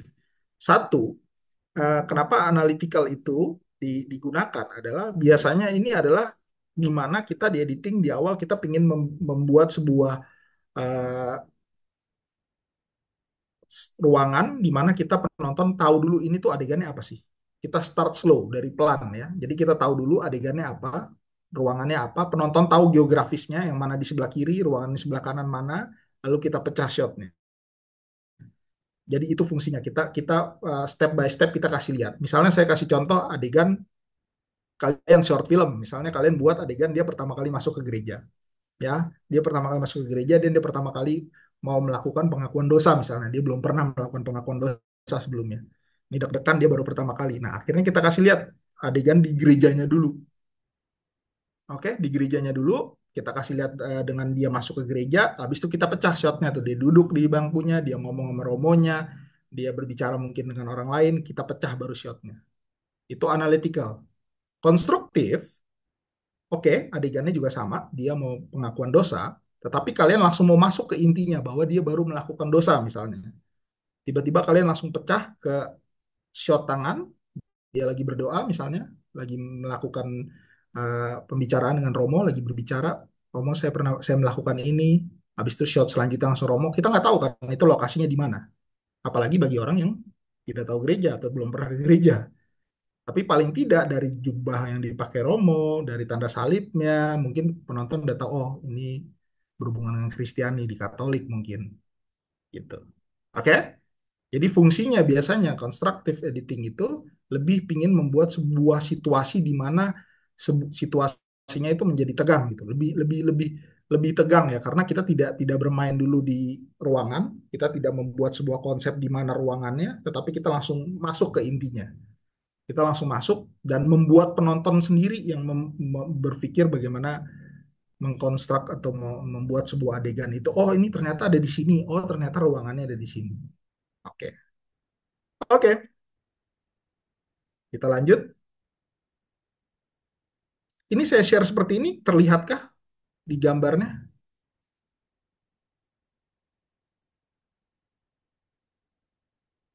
Sorry, sebentar. Saya takut tidak terlihat loh ini. Oke, terlihat ya. Oke, lanjut. Em, Waktu yang terakhir, waktu. Oke, jadi editing itu bisa mengontrol waktu dalam sebuah film. Ini yang tadi salah masukin di atas ya, seharusnya di sini. Jadi editing itu bisa mengontrol waktu sebuah film. Mengontrol waktu itu bagaimana sih Kak maksudnya? Contoh ya, ada yang namanya flashback kan, ada yang namanya flash forward kan. Walaupun flash forward jarang digunakan, tapi flashback lebih banyak. Nah, Ini contoh bahwa kita sebagai editor itu bisa mengontrol waktu dalam sebuah film. Ini contohnya. Di gambar 6.42, kalau kalian bisa mau ngezoom di gambarnya, itu terlihat ada seorang pria yang lagi tidur ya di situ, ya kan, tangannya ke belakang. Lalu shot 2 terlihat wanita nih, mungkin pasangannya yang melihat ke pria ini. Karena dia melihat tangannya ini, lalu dia ngebayang waktu dulu dia pernah ketemu mungkin apa namanya orang yang dia kenal di masa lalu dia yang, nah ini kan ditulis nih di kalimatnya her dead German lover. Jadi dia pernah punya pasangan orang Jerman yang meninggal. Tangannya ini, tidurnya dari pasangan cowok, ya cowoknya ini itu sama dengan waktu cowoknya itu meninggal, cowok orang Jerman itu meninggal di masa lalu. Lihat ya teman-teman ya, 3 shot ya. Jadi yang pertama adalah shot seorang pria lagi tidur, shot kedua adalah seorang wanita pasangan yang lagi melihat dia, lalu dia ingat ke masa lalunya. Kalian kasih shot yang ketiga. Perhatikan ya, berarti kalian memanipulasi waktu, betul kan? Jadi kalian memanipulasi waktu yang tadinya waktunya itu sama, linear, kalian rubah, kalian geser karena ngelihat seperti ini, jadi ngelihat sebuah tangan. Jadi kalian memainkan waktu di situ. Lalu balik lagi misalnya ke shot 4, di sini nggak ada shot 4-nya, ke cewek ini lagi misalnya. Oke? Nah, jadi kalian punya kekuatan untuk mengontrol itu. Oke? Itu aja. Jadi ini memang pelan-pelan harus ditelan, tapi teman-teman saya ulang lagi ya. Jadi dalam editing ini kita punya kemampuan untuk mengatur secara grafis, secara ritmenya, secara spasial ruangnya. Spasial itu tentang bagaimana kita mengestablish ruang, dan kita waktu, bagaimana kita mengestablish waktu. Saya ambil contoh eh, masing-masing tadi ya, dari grafis. Misalnya, eh, saya dapat naskah nih. Saya ambil contoh, kita langsung breakdown naskah ya. Saya dapat naskah berhubungan dengan tadi pengakuan dosa tadi, supaya lanjut ya. Jadi ceritanya tentang orang yang baru pertama kali mau melakukan pengakuan dosa misalnya. Nah, kalau saya mau bermain di grafis, oke, saya sebagai editor, ini di awal ya, di praproduksi, saya akan berkomunikasi dengan sutradara tentunya, karena berbagaimanapun sutradara sebagai pemutus apa namanya, mengambil keputusan. Nah, tapi saya akan memberitahu, kan saya sebagai editor, saya akan mencoba untuk memberitahu sudut pandang saya. Misalnya saya lihat ternyata di cerita ini kita ingin kasih lihat bahwa si umat ini dengan romonya ini ternyata dulu di cerita sebelumnya ya, jadi di naskah ini kan misalnya ini udah adegan yang udah menit ke 10 gitu. Misalnya filmnya 20 menit, 2 menit ke 10, jadi di tengah-tengah film. Di adegan sebelumnya itu kita kasih lihat ternyata umat ini sama Romo ini pernah melakukan dosa yang sama misalnya. Sama-sama pernah bohong misalnya. Jadi di adegan yang 5 menit, 10 menit sebelum film awalnya itu kita kasih lihat Romonya itu pernah berbohong ngomong sesuatu, umat ini juga pernah berbohong ngomong sesuatu. Nah, pas lagi pengakuan dosa, saya ingin kasih lihat teman-teman secara grafis ini, mereka itu sama sebenarnya waktu saat pengakuan dosa. Gimana saya bisa simbolin itu? Berarti saya bisa mainin di grafis. Caranya apa ya? Berarti caranya waktu di grafis ini, saya bisa muat shot yang hampir sama kayak gini, yang saya kasih lihat tadi. Kita matchin gambarnya. Jadi misalnya nih, lihat di video saya ya, misalnya dia dia lagi umatnya ini lagi berdoa minta minta pengakuan dosa, shot selanjutnya juga romonya sama, yang duduk cuman mungkin tidak berdoa mendengarkan. Tetapi saya buat secara grafis sama. Jadi gambarnya sama, looknya sama. Itu sebenarnya saya sebagai editor pingin menyampaikan bahwa mereka itu ada koneksi yang sama, pernah melakukan dosa yang sama. Karena sebelumnya di 10 menit awal saya udah kasih lihat ke penonton bahwa ternyata mereka sama-sama pernah berbohong. Nah, itu adalah kekuatan dari editing yang bisa kalian mainkan. Dimensi grafisnya. Tentunya ini harus diskusikan dengan sutradara. Makanya kenapa penting sutradara editor itu mengikuti praproduksi. Oke, paham ya? Dari sini grafis ya. Lalu itu saya bermain secara grafis. Ritme, saya pengen bermain ritme sebenarnya. Gimana sih ritme itu? Tadi yang cerita tadi, editing bisa mengatur durasinya dalam hubungan dengan shot-shot lainnya dan untuk menyampaikan dampak yang diinginkan. Saya pengen kasih lihat bahwa si orang ini benar-benar tegang waktu dia mau masuk ke pengakuan dosa dengan Romo. Berarti yang saya lakukan adalah saya akan perlambat ritmenya. Ya kan, waktu dia masuk ke dalam gereja, shotnya akan saya buat lebih lama. Waktu dia jalan, waktu dia duduk, ya kan, waktu dia ambil nafas, waktu dia ngelihat kiri kanan mungkin. Jadi saya mainkan ritmenya. Saya tidak cepat-cepat langsung ke sini. Nah, kenapa? Karena saya ingin kasih lihat dia itu tegang. Oke? Nah, itu tugas editor. Oke, saya lalu lanjut lagi. Spasial atau ruang, membangun manipulasi spasial, analytical atau konstruktif. Tadi saya udah kasih contohnya ya. Kalau teman-teman mau membuatnya itu sebuah pertama kali mau kasih lihat establish gerejanya dulu, oh gerejanya kelihatan megah atau tampak katanya kita mau pakai analytical. Jadi kita establish dulu ruangannya dengan satu shot, masternya, long shotnya. Habis itu ada orangnya jalan, lalu kita pecah satu-satu. Dia duduk, dia ngelihat kiri kanan, itu berarti secara spasial saya mau kasih lihat penonton ruangannya dulu. Tapi kalau saya langsung mau in the zone, misalnya dia baru habis ngebohong, tiba-tiba habis baru dia ngebohong, kita langsung kasih lihat bagaimana dia dia dia gagapnya berbicara dengan Romo bahwa dia ingin pengakuan dosanya, langsung saya mainkan itu di konstruktif. Saya close up dia, dia langsung ngomong, Romo saya baru bohong nih, baru melakukan melakukan ini bla bla bla bla. Romonya juga tanpa kasih tahu itu nih di mana. Saya bermain di konstruktif. Oke? Lalu waktu. Ya saya bisa main mengontrol waktu. Contohnya seperti apa ya? Tadi yang saya yang kita lihat barusan ini di shot ini kita bisa aplikasikan. Orang mau mengaku dosa, kita mau main waktu, bisa mengontrol waktu. Jadi bagaimana caranya? Ya kita bermain. Berarti dia duduk di dalam gereja, dia ngeliat ke arah kiri, ya kan? Bagaimana sih keadaan di gereja seperti apa sih? Terus dia tiba-tiba shot selanjutnya adalah gereja udah keisi penuh tuh, lagi ibadah mungkin. Terus tiba-tiba balik ke dia lagi sepi. Dia mengkasih lihat bahwa seperti kayak ada banyak orang nih yang sedang perhatiin dia. Padahal mah enggak, dia sendiri. Berarti dia mainin waktu. Dia kita memainkan dimensi waktu yang di ibadah minggu dengan dia pas lagi sendiri mau ada pengakuan dosa. Gitu teman-teman. Oke?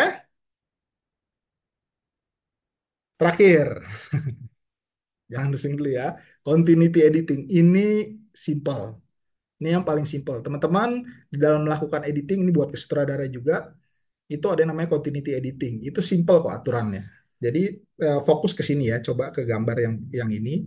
Jadi misalkan teman-teman ada dua orang yang lagi berbicara di kiri dan kanan, itu seperti ada garis imajiner yang akan memisahkan mereka. Itu titik-titik di tengah tuh garis imajiner. Jadi misalnya teman-teman maunya shot kameranya mau taruh di mana? Anggaplah taruh di kamera satu dulu ya. Di kamera satu nih. Satu. Tak. Nah, berarti kamera ini tidak boleh pindah ke belakang garis ini. Yang ada di orange ini, belakang ini, kuning orange ini. Ada X. Kenapa? Apa namanya? Tidak boleh di situ. Bukannya tidak boleh sih, tidak disarankan. Karena di berkesenian kita bisa breaking the rule ya. Tapi paling nggak teman-teman tahu dulu aturannya. Jadi, coba lihat di bawah. Kalau kalian ambil di kamera satu, itu perempuannya ada di sebelah kiri dan cowoknya ada di sebelah kanan. Kalau ambil dari kamera dua, perempuannya tetap ada di sebelah kiri, cowoknya ada di sebelah kanan. Kalian taruh kameranya di ketiga, perempuannya tetap di sebelah kiri, cowoknya ada di sebelah kanan. Kalau kalian pindah kameranya ke belakang, lihat di bagian atasnya, ya kan? Itu cowok, ceweknya ada di sebelah kanan, cowoknya yang di sebelah kiri. Ini akan membuat kita penonton itu bingung secara ruangan. Tiba-tiba misalnya di kita ambil contoh aja ya di adegan satu dialog ke kamu kabarnya gimana, terus kita pindah ke kamera dua, baik-baik aja, aku udah lama nggak ngeliat kamu di kamera dua ya, di kamera ketiga ceweknya bilang lain kali kalau misalnya mau pergi kasih tahu dong. Oke, kamera tiga. Nah terus tiba-tiba kamera empat, ceweknya juga lagi mau ngomong, aku kangen tahu mau ngobrol sama kamu, tiba-tiba dia di sebelah kanan, itu kan akan membuat bingung secara visual. Paham ya konsepnya ya? Jadi continuity editing itu bagaimana kita mempertahankan kontinuitas ruang apa namanya eh, tadi di atas ruangan juga spasial juga eh, posisi pemain sehingga kita tidak bingung saat menonton. Oke? Tapi pertanyaan selanjutnya lebih ke arah ke terus katanya tadi boleh Kak kalau misalnya dilanggar. Fungsinya buat apa dilanggar itu? Ingat ya, art itu tidak membuat sebuah peraturan apa namanya pasti. Mungkin saja kalian mau melanggar itu, misalnya kita masuk ke kamera X, tapi harus ada fungsinya. Ingat, segala sesuatu tuh harus ada motivasinya. Motivasinya apa? Misalnya tiba-tiba pas lagi di kamera ketiga, eh, pas lagi gambar ceweknya itu, dia tiba-tiba pengen ngomong, tahu nggak sebenarnya ada sesuatu yang pengen aku kasih tahu ke kamu. Pindah ke kamera X, tiba-tiba dia ngomong, gue dari dulu tuh nggak pernah suka sama lu sebenarnya. Misalnya dia pasangan nih contohnya. Nah, berarti ada sebuah pengakuan yang sifatnya tuh jaring atau apa ya? eh, Mengagetkan gitu loh. Selama ini mereka pasangan tiba-tiba dia nggak pernah suka dari awal. Kalian pingin menggambarkannya dengan tiba-tiba semuanya kebalik. semuanya yang dipercayain itu tiba-tiba kebalik dengan cewek ini sekarang posisinya di kanan. Ya itu sah aja. Itu statement kalian sebagai editor dan juga sebagai sutradara tentunya. Oke, sampai sini cukup jelas. Nanti kita maju ke sesi bertanya ya. Tapi paling nggak teman-teman konsep inilah dasar-dasar editing ya. Jadi bukan lagi menjalankan sebuah software, tapi ingat editing itu luas dan sangat kompleks sebenarnya. Tetapi saya mencoba untuk menyederhanakannya. Nah, mudah-mudahan tersampaikan karena ini pasti harus menonton film. Saran saya satu teman-teman, coba sekarang pas lagi nonton film, kalau dan ini film yang udah pernah ditonton ya, jangan film belum pernah ditonton. Coba matikan suaranya, tonton aja misalnya 20 menit, 30 menit, misalnya filmnya film panjang. Coba kalian masih dapat nggak apa yang diinginkan dari film itu melalui editing? Kalian, karena kenapa saya bilang suruh matikan gambar? Karena dengan matikan gambar, fokus kalian bukan lagi ke suara. Ingat, suara itu bisa mempengaruhi psikis kalian ya, psikologis kalian. Tapi kalau kalian matikan, sepi, kalian hanya melihat gambar, kalian akan paham tuh shot itu nanti kenapa di-cut, kenapa harus diedit, gitu kira-kira. Oke, saya kira cukup. Kalau ada bertanya kita bisa langsung masuk ke pertanyaan karena saya yakin pasti banyak juga yang nanya. Waktunya tidak banyak.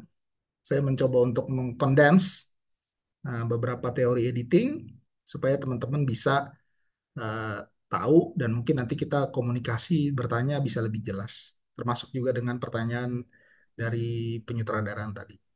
Terima kasih. Oke, terima kasih kepada Fritz yang sudah membawa kita pada sebuah pemahaman mengenai dasar-dasar editing untuk sebuah produksi film.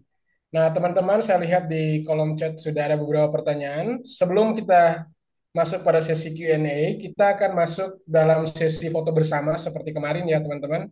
Jadi kita foto bersama dulu, maka dari itu saya minta kepada teman-teman semua untuk membuka kameranya dan nanti akan difoto oleh host kita, akan di screenshot.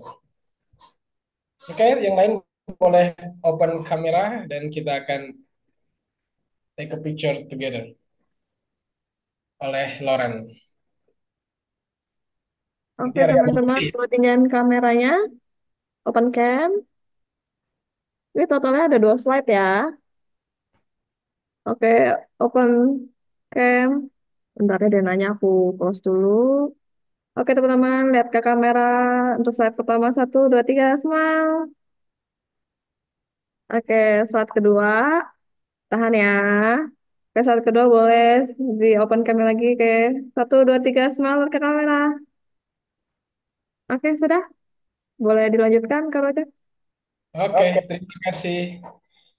Oke, teman-teman, sudah siapkan pertanyaan semuanya, pertanyaan yang berhubungan dari materinya Kak Rama tadi sampai kepada Kak Fritz ya. Pasti tadi setelah mengikuti ada banyak hal, mungkin satu pertanyaan untuk 2 orang yang harus jawab boleh. Misalnya satu orang bertanya tapi harus dijawab oleh Kak Fritz dan Kak Rama, boleh silakan diajukan. Teman-teman boleh mengisinya di kolom chat atau mungkin dengan react ya, tangan nanti buka kameranya kemudian bisa ngobrol dengan eh, kami dengan para narasumber langsung live memperlihatkan wajah teman-teman gitu. Jadi santai saja. Oke, di sini kita sudah lihat ada pertanyaan ya. Dari Anthony dulu tuh, Ya, pada buat dari Karama. Anthony. Silakan. Ini mau dijawab oleh Fritz atau Rama? Oke, mungkin saya jawab dulu ya. Ya. Oke, seberapa detail kalimat visi sutradara yang baik supaya mispersepsi dari kru bisa seminimum mungkin? Boleh share beberapa contoh visi sutradara. Oke, mungkin saya jawab yang bagian seberapa detail kalimat visi ya supaya bisa menghindari mispersepsi dari kru. Kalau dari saya pribadi sih sedetail mungkin, harus harus sedetail mungkin. Semisal ada beberapa aspek tadi yang sudah kita sempat bahas juga dari segi kamera, dari segi art, dari segi sound, musik, editing, aktor, karakter, story itu semua harus ada visi yang jelas. Contoh misalnya kalau udah masuk ke visi kreatif ya, segampang, sesimpel si saudara ini harus punya referensi. Misalnya referensi dia gambarnya mau seperti apa, warnanya mau seperti apa, itu harus dikasihkan contohnya ke tim atau krunya supaya apa? Menghindari mispersepsi tersebut. Jadi misalnya dia punya referensi dari The Dark Knight-nya Christopher Nolan. Ambillah misalnya shot yang mana sih yang jadi referensinya, atau misalnya blockingan yang mana sih yang jadi referensinya, atau misalnya referensi untuk para aktor dan aktris, misalnya contoh pemeran Joker, Joaquin Phoenix, keaktorannya atau karakternya pengen sekuat dan setebal itu. Obrol lah, kasih lihat lah filmnya ke aktor atau aktrisnya. Bagian mana sih yang pengen diambil, bagian mana sih yang ingin dijadikan acuan. Nah, itu kalau menurut saya perlu sampai sedetail itu. Perlu sampai sedetail itu untuk memiliki konsep atau visi dasar tadi itu ya sebagai sutradara supaya menghindari mispersepsi. Nah, kalau contoh karena kebetulan kan kita ada Kak Fritz nih di sini yang sudah profesional dalam sebagai sutradara sama editor. Dia malah udah pernah bikin film juga layar lebar loh teman-teman. Nah, coba nih mungkin Kak Fritz bisa bantu share nih contoh visinya tuh seperti apa sih? Pasti lebih valid harusnya gitu. Coba mungkin Kak Fritz bisa kasih contoh visinya. Oke, jadi tadi menyambung aja teman-teman yang udah dibilang sama Karama betul. Jadi sebenarnya memberikan contoh itu adalah cara yang paling mudah sebenarnya teman-teman. Jadi daripada ya banyak ya variannya banyak, tapi contoh itu udah paling bener. Jadi kenapa? Misalnya kalian tiba-tiba mau buat, kalian kumpulin nih divisi kalian, ada kameramen, ada sound, ada editor, ada music, ada set. Udah paling simple. Kalian terinspirasinya dari karya apa, film apa misalnya, contoh. Kalian kasih contoh. Udah itu paling simpel sebenarnya. Tentunya nanti seiring berjalannya waktu kalian tentunya akan lebih peka ya untuk lebih memberikan visi karena visi itu sesuatu yang directing itu lebih lebih memunculkan kepekaan kalian kepada banyak hal sebenarnya sih. Contoh itu tadi contoh yang paling mudah kita kasih film aja. Ada juga beberapa sutradara, saya juga termasuk kadang-kadang beberapa yang ngasih lukisan misalnya. Ini saya kasih lukisan ini nih, saya mau dapat feel seperti ini. Nah, itu biasanya saya ngomong ke kameramen saya atau set designer saya. Lalu dia akan breakdown nih lukisannya kenapa sih bisa dapat feel seperti ini, Bang, atau Kak, ini begini bukan sih karena ini bukan sih. Nanti ada percakapan tuh. Jadi ujung-ujungnya apa? Kasih contoh juga. Jadi itu paling paling simpel sebenarnya teman-teman. Memberikan contoh karena balik lagi tadi yang saya bilang, film itu adalah gabungan dari berbagai macam seni. Jadi kalian jangan ragu untuk memberi memberi. Oh, saya waktu baca, kenapa saya waktu baca naskah ini kok ngingetin saya kepada puisi ini ya? Nggak tahu kenapa ya. Nah, itu didiskusikan ke tim kalian. Itu kira-kira. Mudah-mudahan jelas ya, Anthony. Jadi betul kata Karama, sedetail mungkin, sebisa mungkin. Baik, apakah jelas? Ada pertanyaan kedua dari eh, Dari Bro Antoni Yanto juga. ya. Ya, Bro Anthony ya, betul, ya. kelewat ya. Oke, kalau lokasinya lompat-lompat seperti ini masih bisa disebut satu scene, Kak. Lokasinya lompat-lompat itu udah berubah scene ya. Jadi scene itu lokasi contoh misalnya, saya mungkin kamu perlu perjelas lagi contohnya seperti ini tuh yang mana? Kayak misalnya yang tadi kayak kasih contoh saya kah, yang tiba-tiba dia flashback ke belakang lihat pacarnya. Nah itu Iya betul. ya betul ya. Yang itu Kak. Itu itu beda scene. Berarti di situ ada dua scene ya, Anthony. Di situ ada dua scene. Satu scene itu yang ada di kamar, satu ruangan kamar itu dengan si perempuan dengan pasangannya, yang cowoknya. Lalu scene keduanya itu adalah flashbacknya. Di naskah itu dua scene. Jadi setiap kita berganti lokasi itu pasti berganti scene. Oke, jadi contoh misalnya saya bangun tidur adegannya. Habis saya bangun tidur terus saya ke kamar mandi. Saya kamar mandi saya balik lagi ke tempat tidur. Itu berapa scene Kak? Tiga. Ya, jadi kamar tidur saya scene satu, ruang mandi scene 2, kamar tidur saya lagi scene 3. Itu maju terus ya. Jadi scene itu selalu nambah. Gitu kira-kira. Jelas? Oke, thank you. Sekarang saya melanjut ke Hartanto Tan ya. Bagaimana dengan editing yang berpindah atau gerak dari kiri ke kanan atau sebaliknya atau malah berputar berapa kali? Saya pakai untuk mendramatisir situasi, apakah boleh atau ada kebutuhan khusus? Oke, saya akan coba jawab. Apakah boleh semua di kesenian itu pasti boleh ya? Nggak ada aturan boleh atau tidak. Semuanya pasti boleh. Cuman the big question atau pertanyaan terbesarnya adalah fungsinya apa kamu mau seperti itu? Nah, tadi kan di situ ada jawaban. Saya pakai untuk mendramatisir situasi.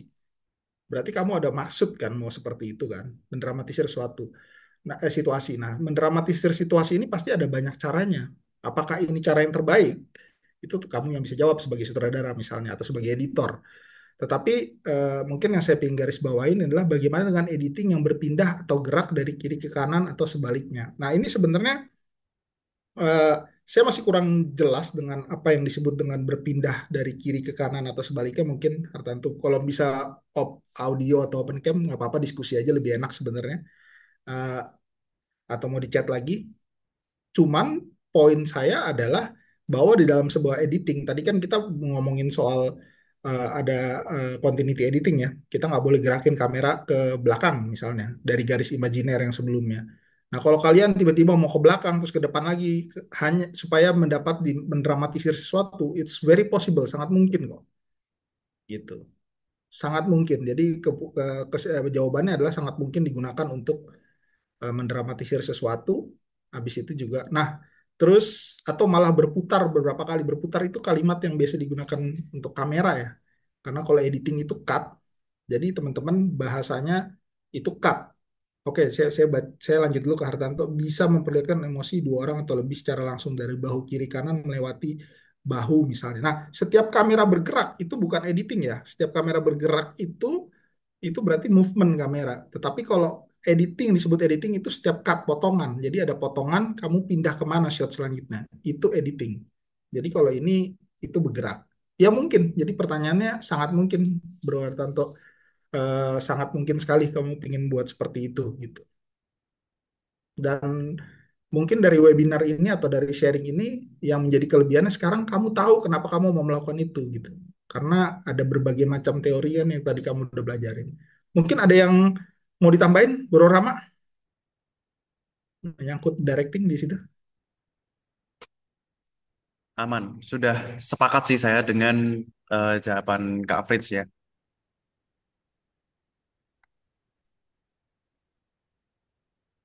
Oke, Yosua Wijaya, saya lanjut aja biar kita flow-nya Yes. jalan ya. Izin bertanya, apakah mengambil warna film orang lain, apakah itu terkena copyright atau bagaimana? Maksudnya mengambil warna itu berarti coloring ya, dalam coloring ya. Oke, jawabannya singkatnya tidak. Jadi tidak ada copyright kalau dalam dalam warna kalau kamu mau mengikuti coloring film apa itu jawabannya. Lalu yang berhubungan dengan editing, ingat teman-teman tadi Karama udah sempat share bahwa di proses post production itu ada beberapa divisi. Sebagai editor, memang di era modern sekarang ini banyak editor juga merangkap sebagai colorist ya.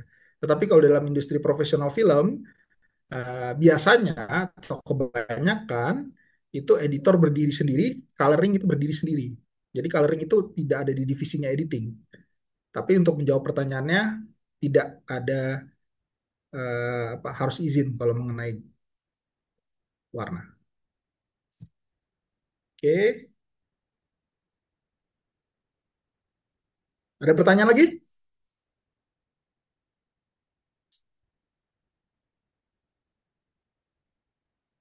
Nah, silahkan, Bro Rama. Oke, mau tanya kepentingan yang paling utama dari sisi sutradara. Hmm, kepentingan yang paling utama ini berarti sorry sorry ini agak multi tafsir nih. Kepentingan utama ini maksudnya kepentingan dari si sutradara mau mendirect film itu atau atau job desk utama atau gimana? Mungkin bisa dicoba dielaborasi. Yang pertama, oh berarti dari si sutradaranya tuh kepentingannya mau membuat film berarti ya. Oke, kalau kalau kepentingan dari si sutradaranya mau membuat film sih sebenarnya itu balik ke pribadi sutradara masing-masing ya. Sebenarnya ada banyak alasan. Kalau yang pernah saya dengar cerita dari entah itu dari senior atau dari teman-teman gitu ya, atau dari cerita-cerita yang beredar gitu ada banyak-banyak alasan. Ada yang memang alasannya sesimpel karena itu karirnya dia atau itu emang dia lagi mau emang itu bidang pekerjaannya dia gitu loh. Jadi ya dia mau mendirect skrip tersebut atau mau mendirect film tersebut itu ya karena basically itu karir dan pekerjaan dia, sesimpel itu. Ada juga yang memang karena dia orangnya nyeni banget atau artsy banget, jadi dia itu mau mendirect hanya film yang misalnya naskah yang dia tulis atau misalnya eh, naskah yang mungkin dia benar-benar jatuh cinta banget baru dia mau mendirect, atau ya bahkan mungkin dia hanya mau mendirect dari seorang penulis naskah yang dia tahu orangnya, yang selain selain orang tersebut dia nggak mau misalnya. Jadi kalau ke alasan si sutradara itu mau mendirect sebuah film itu sebenarnya balik ke personal masing-masing sih. Jadi nggak ada yang kita bisa menyalahkan atau kita bisa membenarkan harusnya alasan seperti apa yang diberikan sutradara dalam mau mendirect film. Gitu sih mungkin. Nah, mungkin eh, Kak Frit juga mungkin bisa share nih dia dengan kepentingan utama dia nih waktu dia mendirect sebuah film tuh. Oh, ada tambahan lagi. Kalau pada saat sudah mulai produksi, kepentingannya, kalau kepentingan dari si sutradara ya pasti harus bertanggung jawab atas atas keputusan yang sudah diambil kan dengan dia mau mendirect film ini, dia mau menggarap film ini ya dia harus bertanggung jawab, dia mau memimpin sampai ke bukan hanya produksi doang tapi sampai ke post produksi. Mungkin gitu. Kira-kira menjawab nggak? Mungkin sebelum si Kak Fritz menambahkan ya.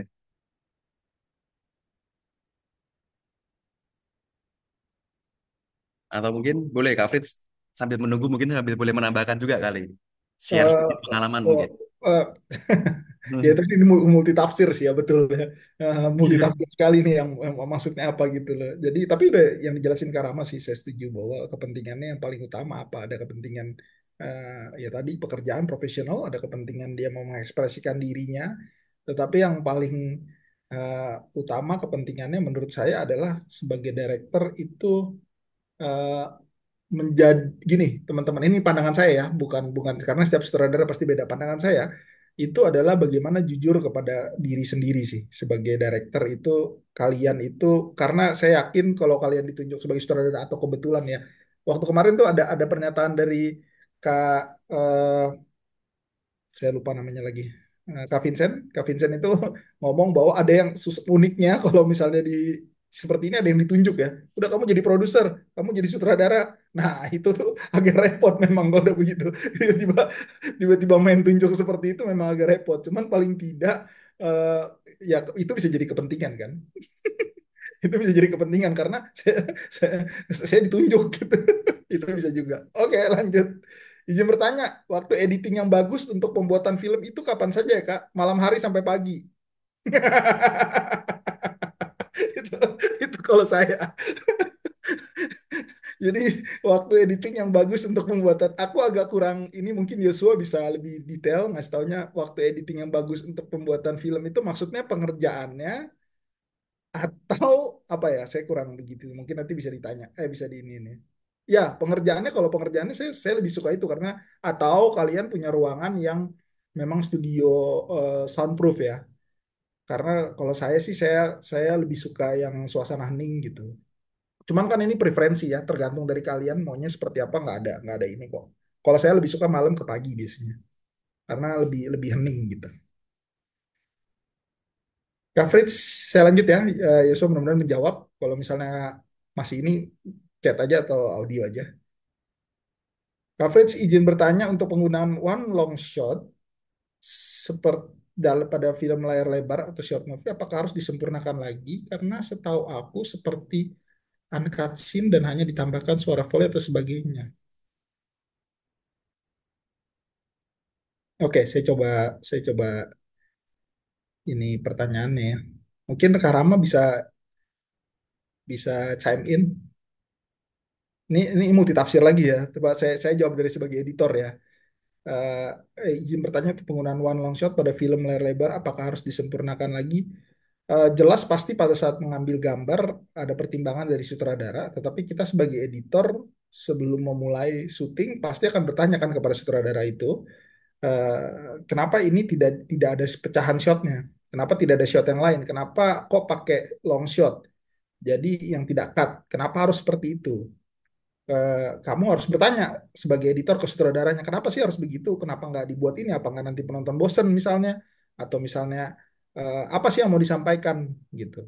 Itu dari editor. Jadi setelah tahu baru kita ikutin. Terus ditambahkan suara Foley atau sebagainya, ya itu balik lagi juga termasuk director ya. Director apakah punya punya punya referensi, ada oh mau ditambahin Foley. Bagi teman-teman yang kurang tahu, Foley itu sebenarnya adalah proses pengambilan audio atau suara yang dilakukan terpisah dari saat ambil syuting. Jadi misalnya kita udah selesai syuting, biasanya itu dilakukan yang proper ya, dilakukan dalam studio. Contoh misalnya, adegannya tuh dia buka pintu, track dia buka pintu. Nah, kalau di set di lokasi syuting ya, diambil mungkin tidak dapat detailnya. Mungkin si sutradara ini mau pas lagi dia buka pintu kedengeran suara detailnya. Nah, itu akhirnya dibuat Foley. Foley itu berarti dia pas lagi di studio, biasanya tuh memang ada mikrofon karena studio suaranya kedap. Itu ada pintu yang dibuka lalu mic-nya tuh dekat. Jadi suaranya detailnya dapat. Itu Foley. Bisa juga di lokasi. Nggak menutup kemungkinan, tapi bias. Jadi buat yang teman-teman nggak tahu ya istilah ini karena sangat teknis istilahnya, takutnya ada yang nggak paham dengan volley. Volley itu seperti itu. Kalau smash itu volley, volleyball. Oke, nggak lucu. Silakan Mak lanjut. Ya, oke. Mungkin mungkin saya nambahin nambahin sedikit tadi yang pertanyaan mengenai one long shot ya atau one long shot pada film layar lebar atau short movie apakah harus disempurnakan lagi gitu ya. Bener sih, itu harus ditanyakan dulu juga ke pihak sutradara ya kenapa kenapa harus eh, one long shot gitu kan. Nah, kalau pertanyaannya apakah harus disempurnakan? Mungkin kalau disempurnakan secara betul ditambahin volley atau ditambahin coloring ya menurut saya bisa harus dan bisa tidak ya itu tadi bener balik ke sutradara cuman normalnya yang saya tahu ya kalau coloring pasti akan melalui proses coloring gitu ya yang namanya film editing karena biasanya warna yang kita ambil raw footage itu atau materi mentah dari hasil rekaman kamera biasanya tidak sesuai dengan yang dimau kan. Nah, itu ya kalau disempurnakannya dalam artian ditambahkan sound effect, ditambahin musik mungkin, ditambahkan warna mungkin itu perlu jawabannya. Tapi ya kalau masalah kenapa harus long shot dan lain-lainnya bener kata kata Kak Fritz kalau menurut saya di mana ya editor harus komunikasi ke sutradara. Kenapa kok harus long shot dan kenapa kok nggak dipecah shot aja? Gitu sih mungkin. Semoga menjawab ya. Kak Ivanas ya. Semoga menjawab. Gitu. Oke, lanjut itu Kak Fritz ada pertanyaan lanjutan dari Kak Yosua. Kak Fritz mau bertanya, pada saat syuting film boleh nggak menggunakan mic Holyland Mark II untuk mengurangi biaya atau memang diwajibkan untuk menggunakan shotgun? Ya mungkin ini lebih ke arah audio ya. Audio saya kurang expert di audio, tetapi karena saya berapa kali ngedirect film tentunya berkomunikasi dengan audio. eh, Kalau nggak salah ini pertanyaan hampir sama yang waktu itu di produksi Covincent juga ditanyain ya menggunakan itu apa. Tentunya speknya beda ya. Kalau kita ngomongin bioskop, berarti kita ngomongin multi channel track. Bioskop itu ada kurang lebih 6, 7, 8 speaker yang harus dipecah suaranya. 5.1 Dolby Digital yang kalian bisa dengar. Nah, itu berarti semuanya itu harus direkam secara detail. Itu bioskop. Makanya kenapa dia itu bukan hanya di shotgun mic, tetapi dia ada wireless mic, lavalier yang buat dialog, ada mic apa sih namanya? Shotgun mic atau boom mic yang untuk nangkepin apa eh, sekitar atau juga melakukan volley juga untuk dicari detailnya. Tetapi kalau film pendek atau film yang di sosial media atau YouTube, saya pikir tidak akan seribet itu. Jadi kalau menggunakan mic Holland 2 Mark II itu untuk mengurangi biaya, kalau tidak merubah ini filmnya, saya pikir tidak jauh drastis, lakukan saja ya, tidak ada masalah sih menggunakan mic ini, apalagi kalau biaya budgetnya bisa turun, mungkin kamu bisa investasikan budgetnya ke pemain atau mungkin ke lokasi. Itu kan pinter-pinternya kalian ya ada kemarin ya udah dapat dari produksi ya, dari produser atau itu untuk mendapatkan untuk membalance itu gitu. Jadi jawabannya aman. Terus mengenai Holy Land Mark II, saya belum pernah dengar ya mic Holy Land Mark II. Jadi saya belum bisa jawab secara spesifik dia karakternya seperti apa suaranya, saya belum tahu. Kalau Holy Land, nah saya pingin sih ke Holy Land, tapi nggak tahu mungkin habis dari Pastur kasih tahu dulu kapan. Nanti bisa lanjut dulu. Mudah-mudahan menjawab. Thank you sama-sama Joshua. Kalau mau ada yang on cam atau mic, on cam atau mic aja ya, supaya lebih enak ngobrolnya. Karena dari kemarin saya ngikutin dari pertama, memang memang susah sih. Cuman biasanya ngobrol dari mulai skenario tuh sebenarnya Dato Seto, Kak Seto kan sempat udah share ya. Karena lebih enak ngobrol begitu ya nggak, Mak? Iya, betul. Takutnya ada kalimat-kalimat yang kita jawabnya tuh tadi multitafsir itu. Iya. Jawabnya kurang kurang kurang kurang tajam gitu. Tapi nggak apa-apa, it's okay. Kalau teman-teman ngerasa itu ya kita nggak masalah juga sih. Mungkin mungkin aku mau nambahin dikit yang buat Kak Yosua tadi, ada yang Holy Mark 2 itu kalau nggak salah bentuk mic mikrofon yang buat biasa syuting sosmed gitu kan ya kalau nggak salah ya. Jadi yang dia dicepit di baju gitu kan. Nah, mungkin kalau secara kualitas audio untuk keperluan film pendek yang akan di-upload di YouTube mungkin masih aman ya. Mungkin yang perlu diperhatikan lebih ke visualnya sih. Karena kan kadang dia kelihatan di baju tuh. Nah, mungkin lebih ke perlu diperhatikan pemasangannya aja. Lebih ke sana aja sih paling. Nah, maksudnya Oh, dia apakah itu dia apa? lavalier begitu ya? Maksudnya Eh, memang mic wireless gitu ya yang ditaruh lebih situ. kayak gini sih bentuknya nih. Kelihatan nggak? Kira-kira kayak begini nih dia. Oke. Ya, nah cuman memang dia dia bisa kayaknya kalau yang Hollywood tuh kalau nggak salah bisa magnet juga kan. Nah, cuman itu kan akan nempel ke si pemain, ke aktor atau aktrisnya. Nah, itu apakah akan mengganggu visual Oke, oke, ataukah oke, oke. bagaimana itu mungkin perlu lebih diperhatikan ke sananya aja sih kalau dari saya pribadi ya. Gitu. Betul, Dan betul, untuk betul, betul. kualitas audio sih seharusnya ya itu tadi kalau memang bukan untuk keperluan bioskop dan layar lebar itu masih masih aman lah untuk mengganti clip on atau pengganti lavalier itu tadi gitu.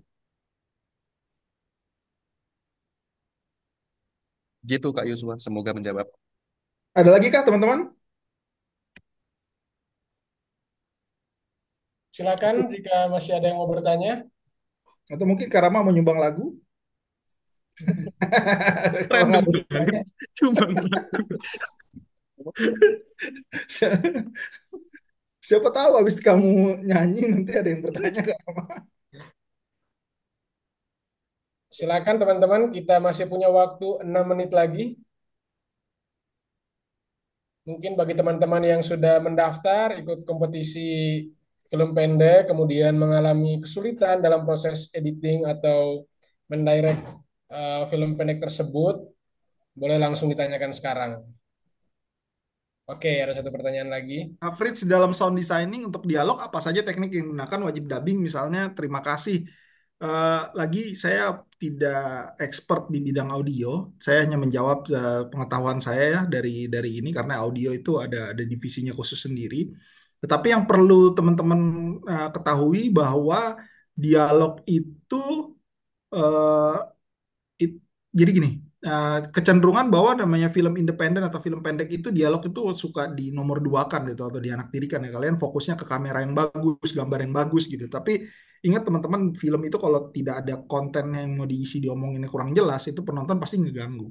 Ini gambaran aja, teman-teman bisa pakai handphone iPhone atau handphone Samsung atau handphone Xiaomi atau handphone apapun lah, gambarnya seadanya, tetapi kalau desain soundnya bagus pasti orang bisa ngikutin. Coba dibalik ya, kita pakai kamera film yang ratusan juta atau eman sekalipun, tiba-tiba kalian audionya itu jelek, itu pasti mengganggu karena audio itu paling paling paling peka kita. Kalau gambar itu kita peka di menit pertama, menit kedua paling. Lebih dari situ kita udah ikut ceritanya, apalagi kalau yang main bagus ya.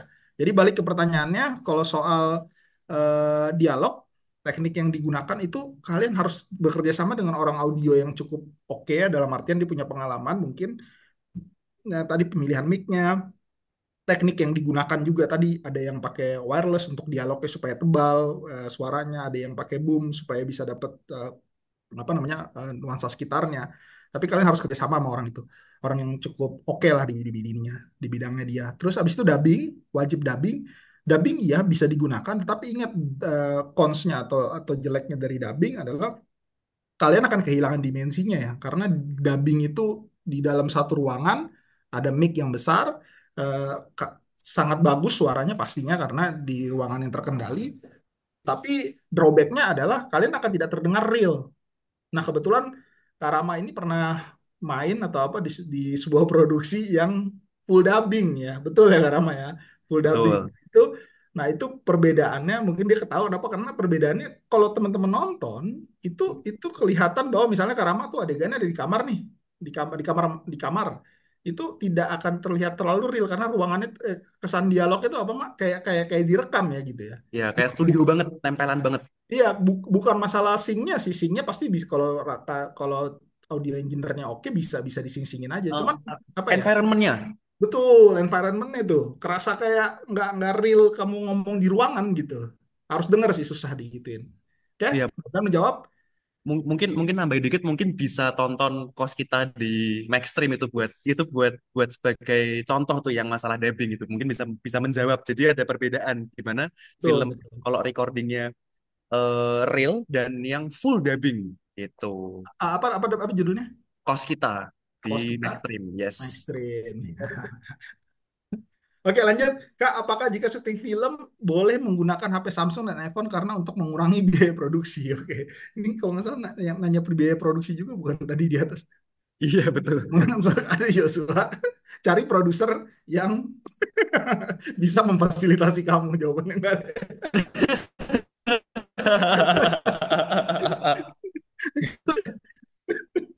Ya itu tapi benar sih. Maksudnya dalam artian kalau kamu tanya boleh nggak boleh banget. Di bawah Samsung dan iPhone yang kayak Xiaomi pun boleh banget karena kita tidak punya ini kita spesifikasi ke festival kita ya. Kita tidak punya syarat kameranya harus apa sebenarnya sih. Karena ini kan kita ingin membuat merayakan apa ya sebuah sebuah film teman-teman belajar bagaimana bisa men-shoot sebuah film. Jadi menurut saya jangan nggak usah pusing soal peralatan, fokus kalian sebagai sutradara nih ngomong saya sebagai sutradara mungkin nanti Pak apa namanya Karama bisa nambahin adalah eh, punya sebuah statement atau cerita yang kalian ingin sampaikan, cari teman-teman kalian yang passionate juga bermain film atau berdrama misalnya di teater atau apa, main fokus di situ dulu aja. Karena kalau kalian punya cerita yang cukup menarik, pemain yang memang punya passion dan mau gitu ya, saya yakin masalah teknis ini tadi yang saya bilang mau pakai HP Samsung, iPhone nggak ada masalah. Mungkin ada yang bisa ditambahkan, Kak Rama? Oke, ya kurang lebih sebenarnya saya sepakat ya. Jadi memang kalau dalam kondisi seperti ini, untuk permulaan membuat film gitu ya, let's say, jangan terhambat dengan tools atau equipment. Karena persenjataan pertama kalian itu bukanlah kamera atau device atau apapun itu, tapi adalah konsep cerita dan konsep kreatif kalian. Itu senjata utama kalian sih. Jadi itu yang harus kalian pakai untuk berperang dalam membuat produksi film gitu. Jadi untuk device dan untuk equipment itu nanti bisa mengikuti dengan seiring berjalannya waktu. Gitu sih paling kalau dari saya tambahannya. Gitu aja. Oke, lanjut langsung Hartanto, thank you ya, udah hati-hati apa, udah mesti live nggak apa-apa, it's okay. Lanjut ke Bro Vincent. Menurut Kak Fritz, kalau editing kita pakein efek kekinian, misal muka gede sambil nangis gitu, itu jadi lebih bagus atau enggak? Oke. Contohnya kayak gini ya efeknya. Enggak ada. Enggak. Eh, ya itu bebas ya, nggak ada bagus apa enggak sih. Maksudnya dalam artian ya kalau misalnya memang fungsinya berkomedi atau membuat lebih seru ya oke-oke aja. Kenapa enggak? Gitu. Atau kebalikannya, misal mukanya dikecilin gitu sambil nangis, nah itu baru nggak boleh ya. Random ya. Oke, saya rasa cukup teman-teman. Saya kita masih ada waktu kah sedikit 5 menit gitu, Bro Boleh, boleh. Williams atau Bro Silakan. Nika kah? Boleh kah? Oke, saya mau pimpin doa soalnya nggak ada yang bercanda. Jadi gini, teman-teman penutup ya dari saya editing ya. Teman-teman harus tadi Kak Rama bilang bahwa jangan jadi penghalang kalau kalian tidak punya equipment ya betul ya Kak Rama ya bahwa kalian harus mulai dulu. Ingat editing itu bisa di handphone sekarang ya. Kalian bisa pakai bisa bisa editing itu bisa dipakai digunakan handphone tanpa harus komputer bahkan. Jadi duit aja kalau kalian mau punya apa namanya visi jalankan tanpa terbatas dari apa namanya equipment. Tapi kedua ingat bahwa editing itu sesuatu yang sangat menarik di film. Saya kasih contoh terakhir ya, contoh yang paling terakhir deh kenapa editing itu menarik di film. Satu, kalau misalnya teman-teman perhatikan di teater, ingat ya waktu Kak Seto sempat ngomong begitu, udah buka layar, itu kita nggak bisa ngapa-ngapain sebagai pemain. Salah ya salah gitu. Di film kita ada tag selanjutnya. Jadi kalian bisa milih adegan-adegan mana yang bagus. Dan ingat, adegan itu kalau digabungkan, itu bisa jadi hal yang berbeda. Sebagai contoh, misalnya kalian fokus ke saya sekarang nih. Saya lagi satu gambar lagi ngomong gitu ya. Shot satu ya. Shot satu saya lagi senyum misalnya. Saya senyum begini. Shot yang sama, shot keduanya saya pindahin ke ada apa namanya piring yang isinya makanan, misalnya makanan kesukaan saya, ya kan? Saya balik lagi ke saya yang lagi senyum tadi. Itu saya bisa gambarin bahwa saya itu lagi lapar atau mungkin suka dengan makanan itu. Sekarang shot keduanya yang makanan tadi saya ganti. Jadi seorang perempuan yang sedang pegang bayi misalnya. Saya hanya ngerubah shot dua loh. Saya tidak ngerubah saya. Saya hanya ngerubah shot dua. Saya bisa berubah karakternya. Saya bisa menjadi seorang yang mungkin suka dengan perempuan itu atau mungkin pria yang suka dengan perempuan yang sedang megang bayi. Shot ketiga saya rubah lagi. Ternyata bukan bukan bukan bayi, perempuan megang bayi, tetapi saya ngasih lihat orang yang lagi diikat, yang lagi berdarah-darah. Saya bisa jadi psikopat. Lihat ya, acting saya tidak berubah kan. Saya cuma senyum sekali loh. Tapi yang keduanya saya rubah shotnya jadi yang lain, itu bisa merubah cerita atau bahkan merubah karakter saya. Itu magic dari editing teman-teman. Itu paling simpel contohnya. Itu yang nggak ada di apa namanya cabang kesenian lain. Merubah hanya dengan satu ini, dengan saya acting sama, tapi saya bisa buat tiga hal yang berbeda. Tiga hal acting yang berbeda. Mungkin dari saya itu aja. Mungkin Karama kalau mau ada yang mau ditutup, kalau saya tutup itu aja. Saya tutup ya. Makasih. Kamu mungkin. Apakah Rama ada kesimpulan akhir? Enggak sih, saya tadi kesimpulannya dari waktu present materi ya. Intinya ingat bahwa ini adalah teamwork gitu aja. Jadi bukan one man show, itu yang perlu diingat. Pokoknya harus banyak-banyak berkomunikasi dan berkolaborasi sama satu isi tim. Itu saja. Oke, thank you. Terima kasih Oke, teman-teman. terima kasih teman-teman. Terima kasih Fritz dan Rama yang sudah membawa kita selama hampir kurang lebih 2 jam ya. Ya, 2 jam. Dan kita sama-sama mempelajari dasar-dasar dari directing, kemudian editing film dengan melihat hal-hal penting yang pastinya akan sangat berguna bagi teman-teman dalam memulai sebuah produksi film, gitu teman-teman. Nah, sebelum menutup kegiatan kita pada malam hari ini, saya mau ingatkan lagi bahwa besok masih ada webinar yang akan diberikan oleh saudari adik Jane Kalista mengenai acting ya. Mungkin teman-teman bisa lihat sendiri kalau penasaran siapa Jane Kalista, sebagian besar teman-teman mungkin sudah tahu dan juga apa yang akan dia bawakan, teman-teman bisa langsung mengunjungi media sosial kami, entah itu di TikTok maupun di Instagram, yakni Katolik Movie Fest, atau juga melalui akun Komsos MSC Indonesia. Sekali lagi terima kasih teman-teman yang hadir. Kita akan menutup kegiatan kita pada malam hari ini dengan doa yang akan dipimpin oleh teman kita Loren dan akan diakhiri dengan berkat penutup dari Romo Sisko. Baik, kepada Loren saya persilakan.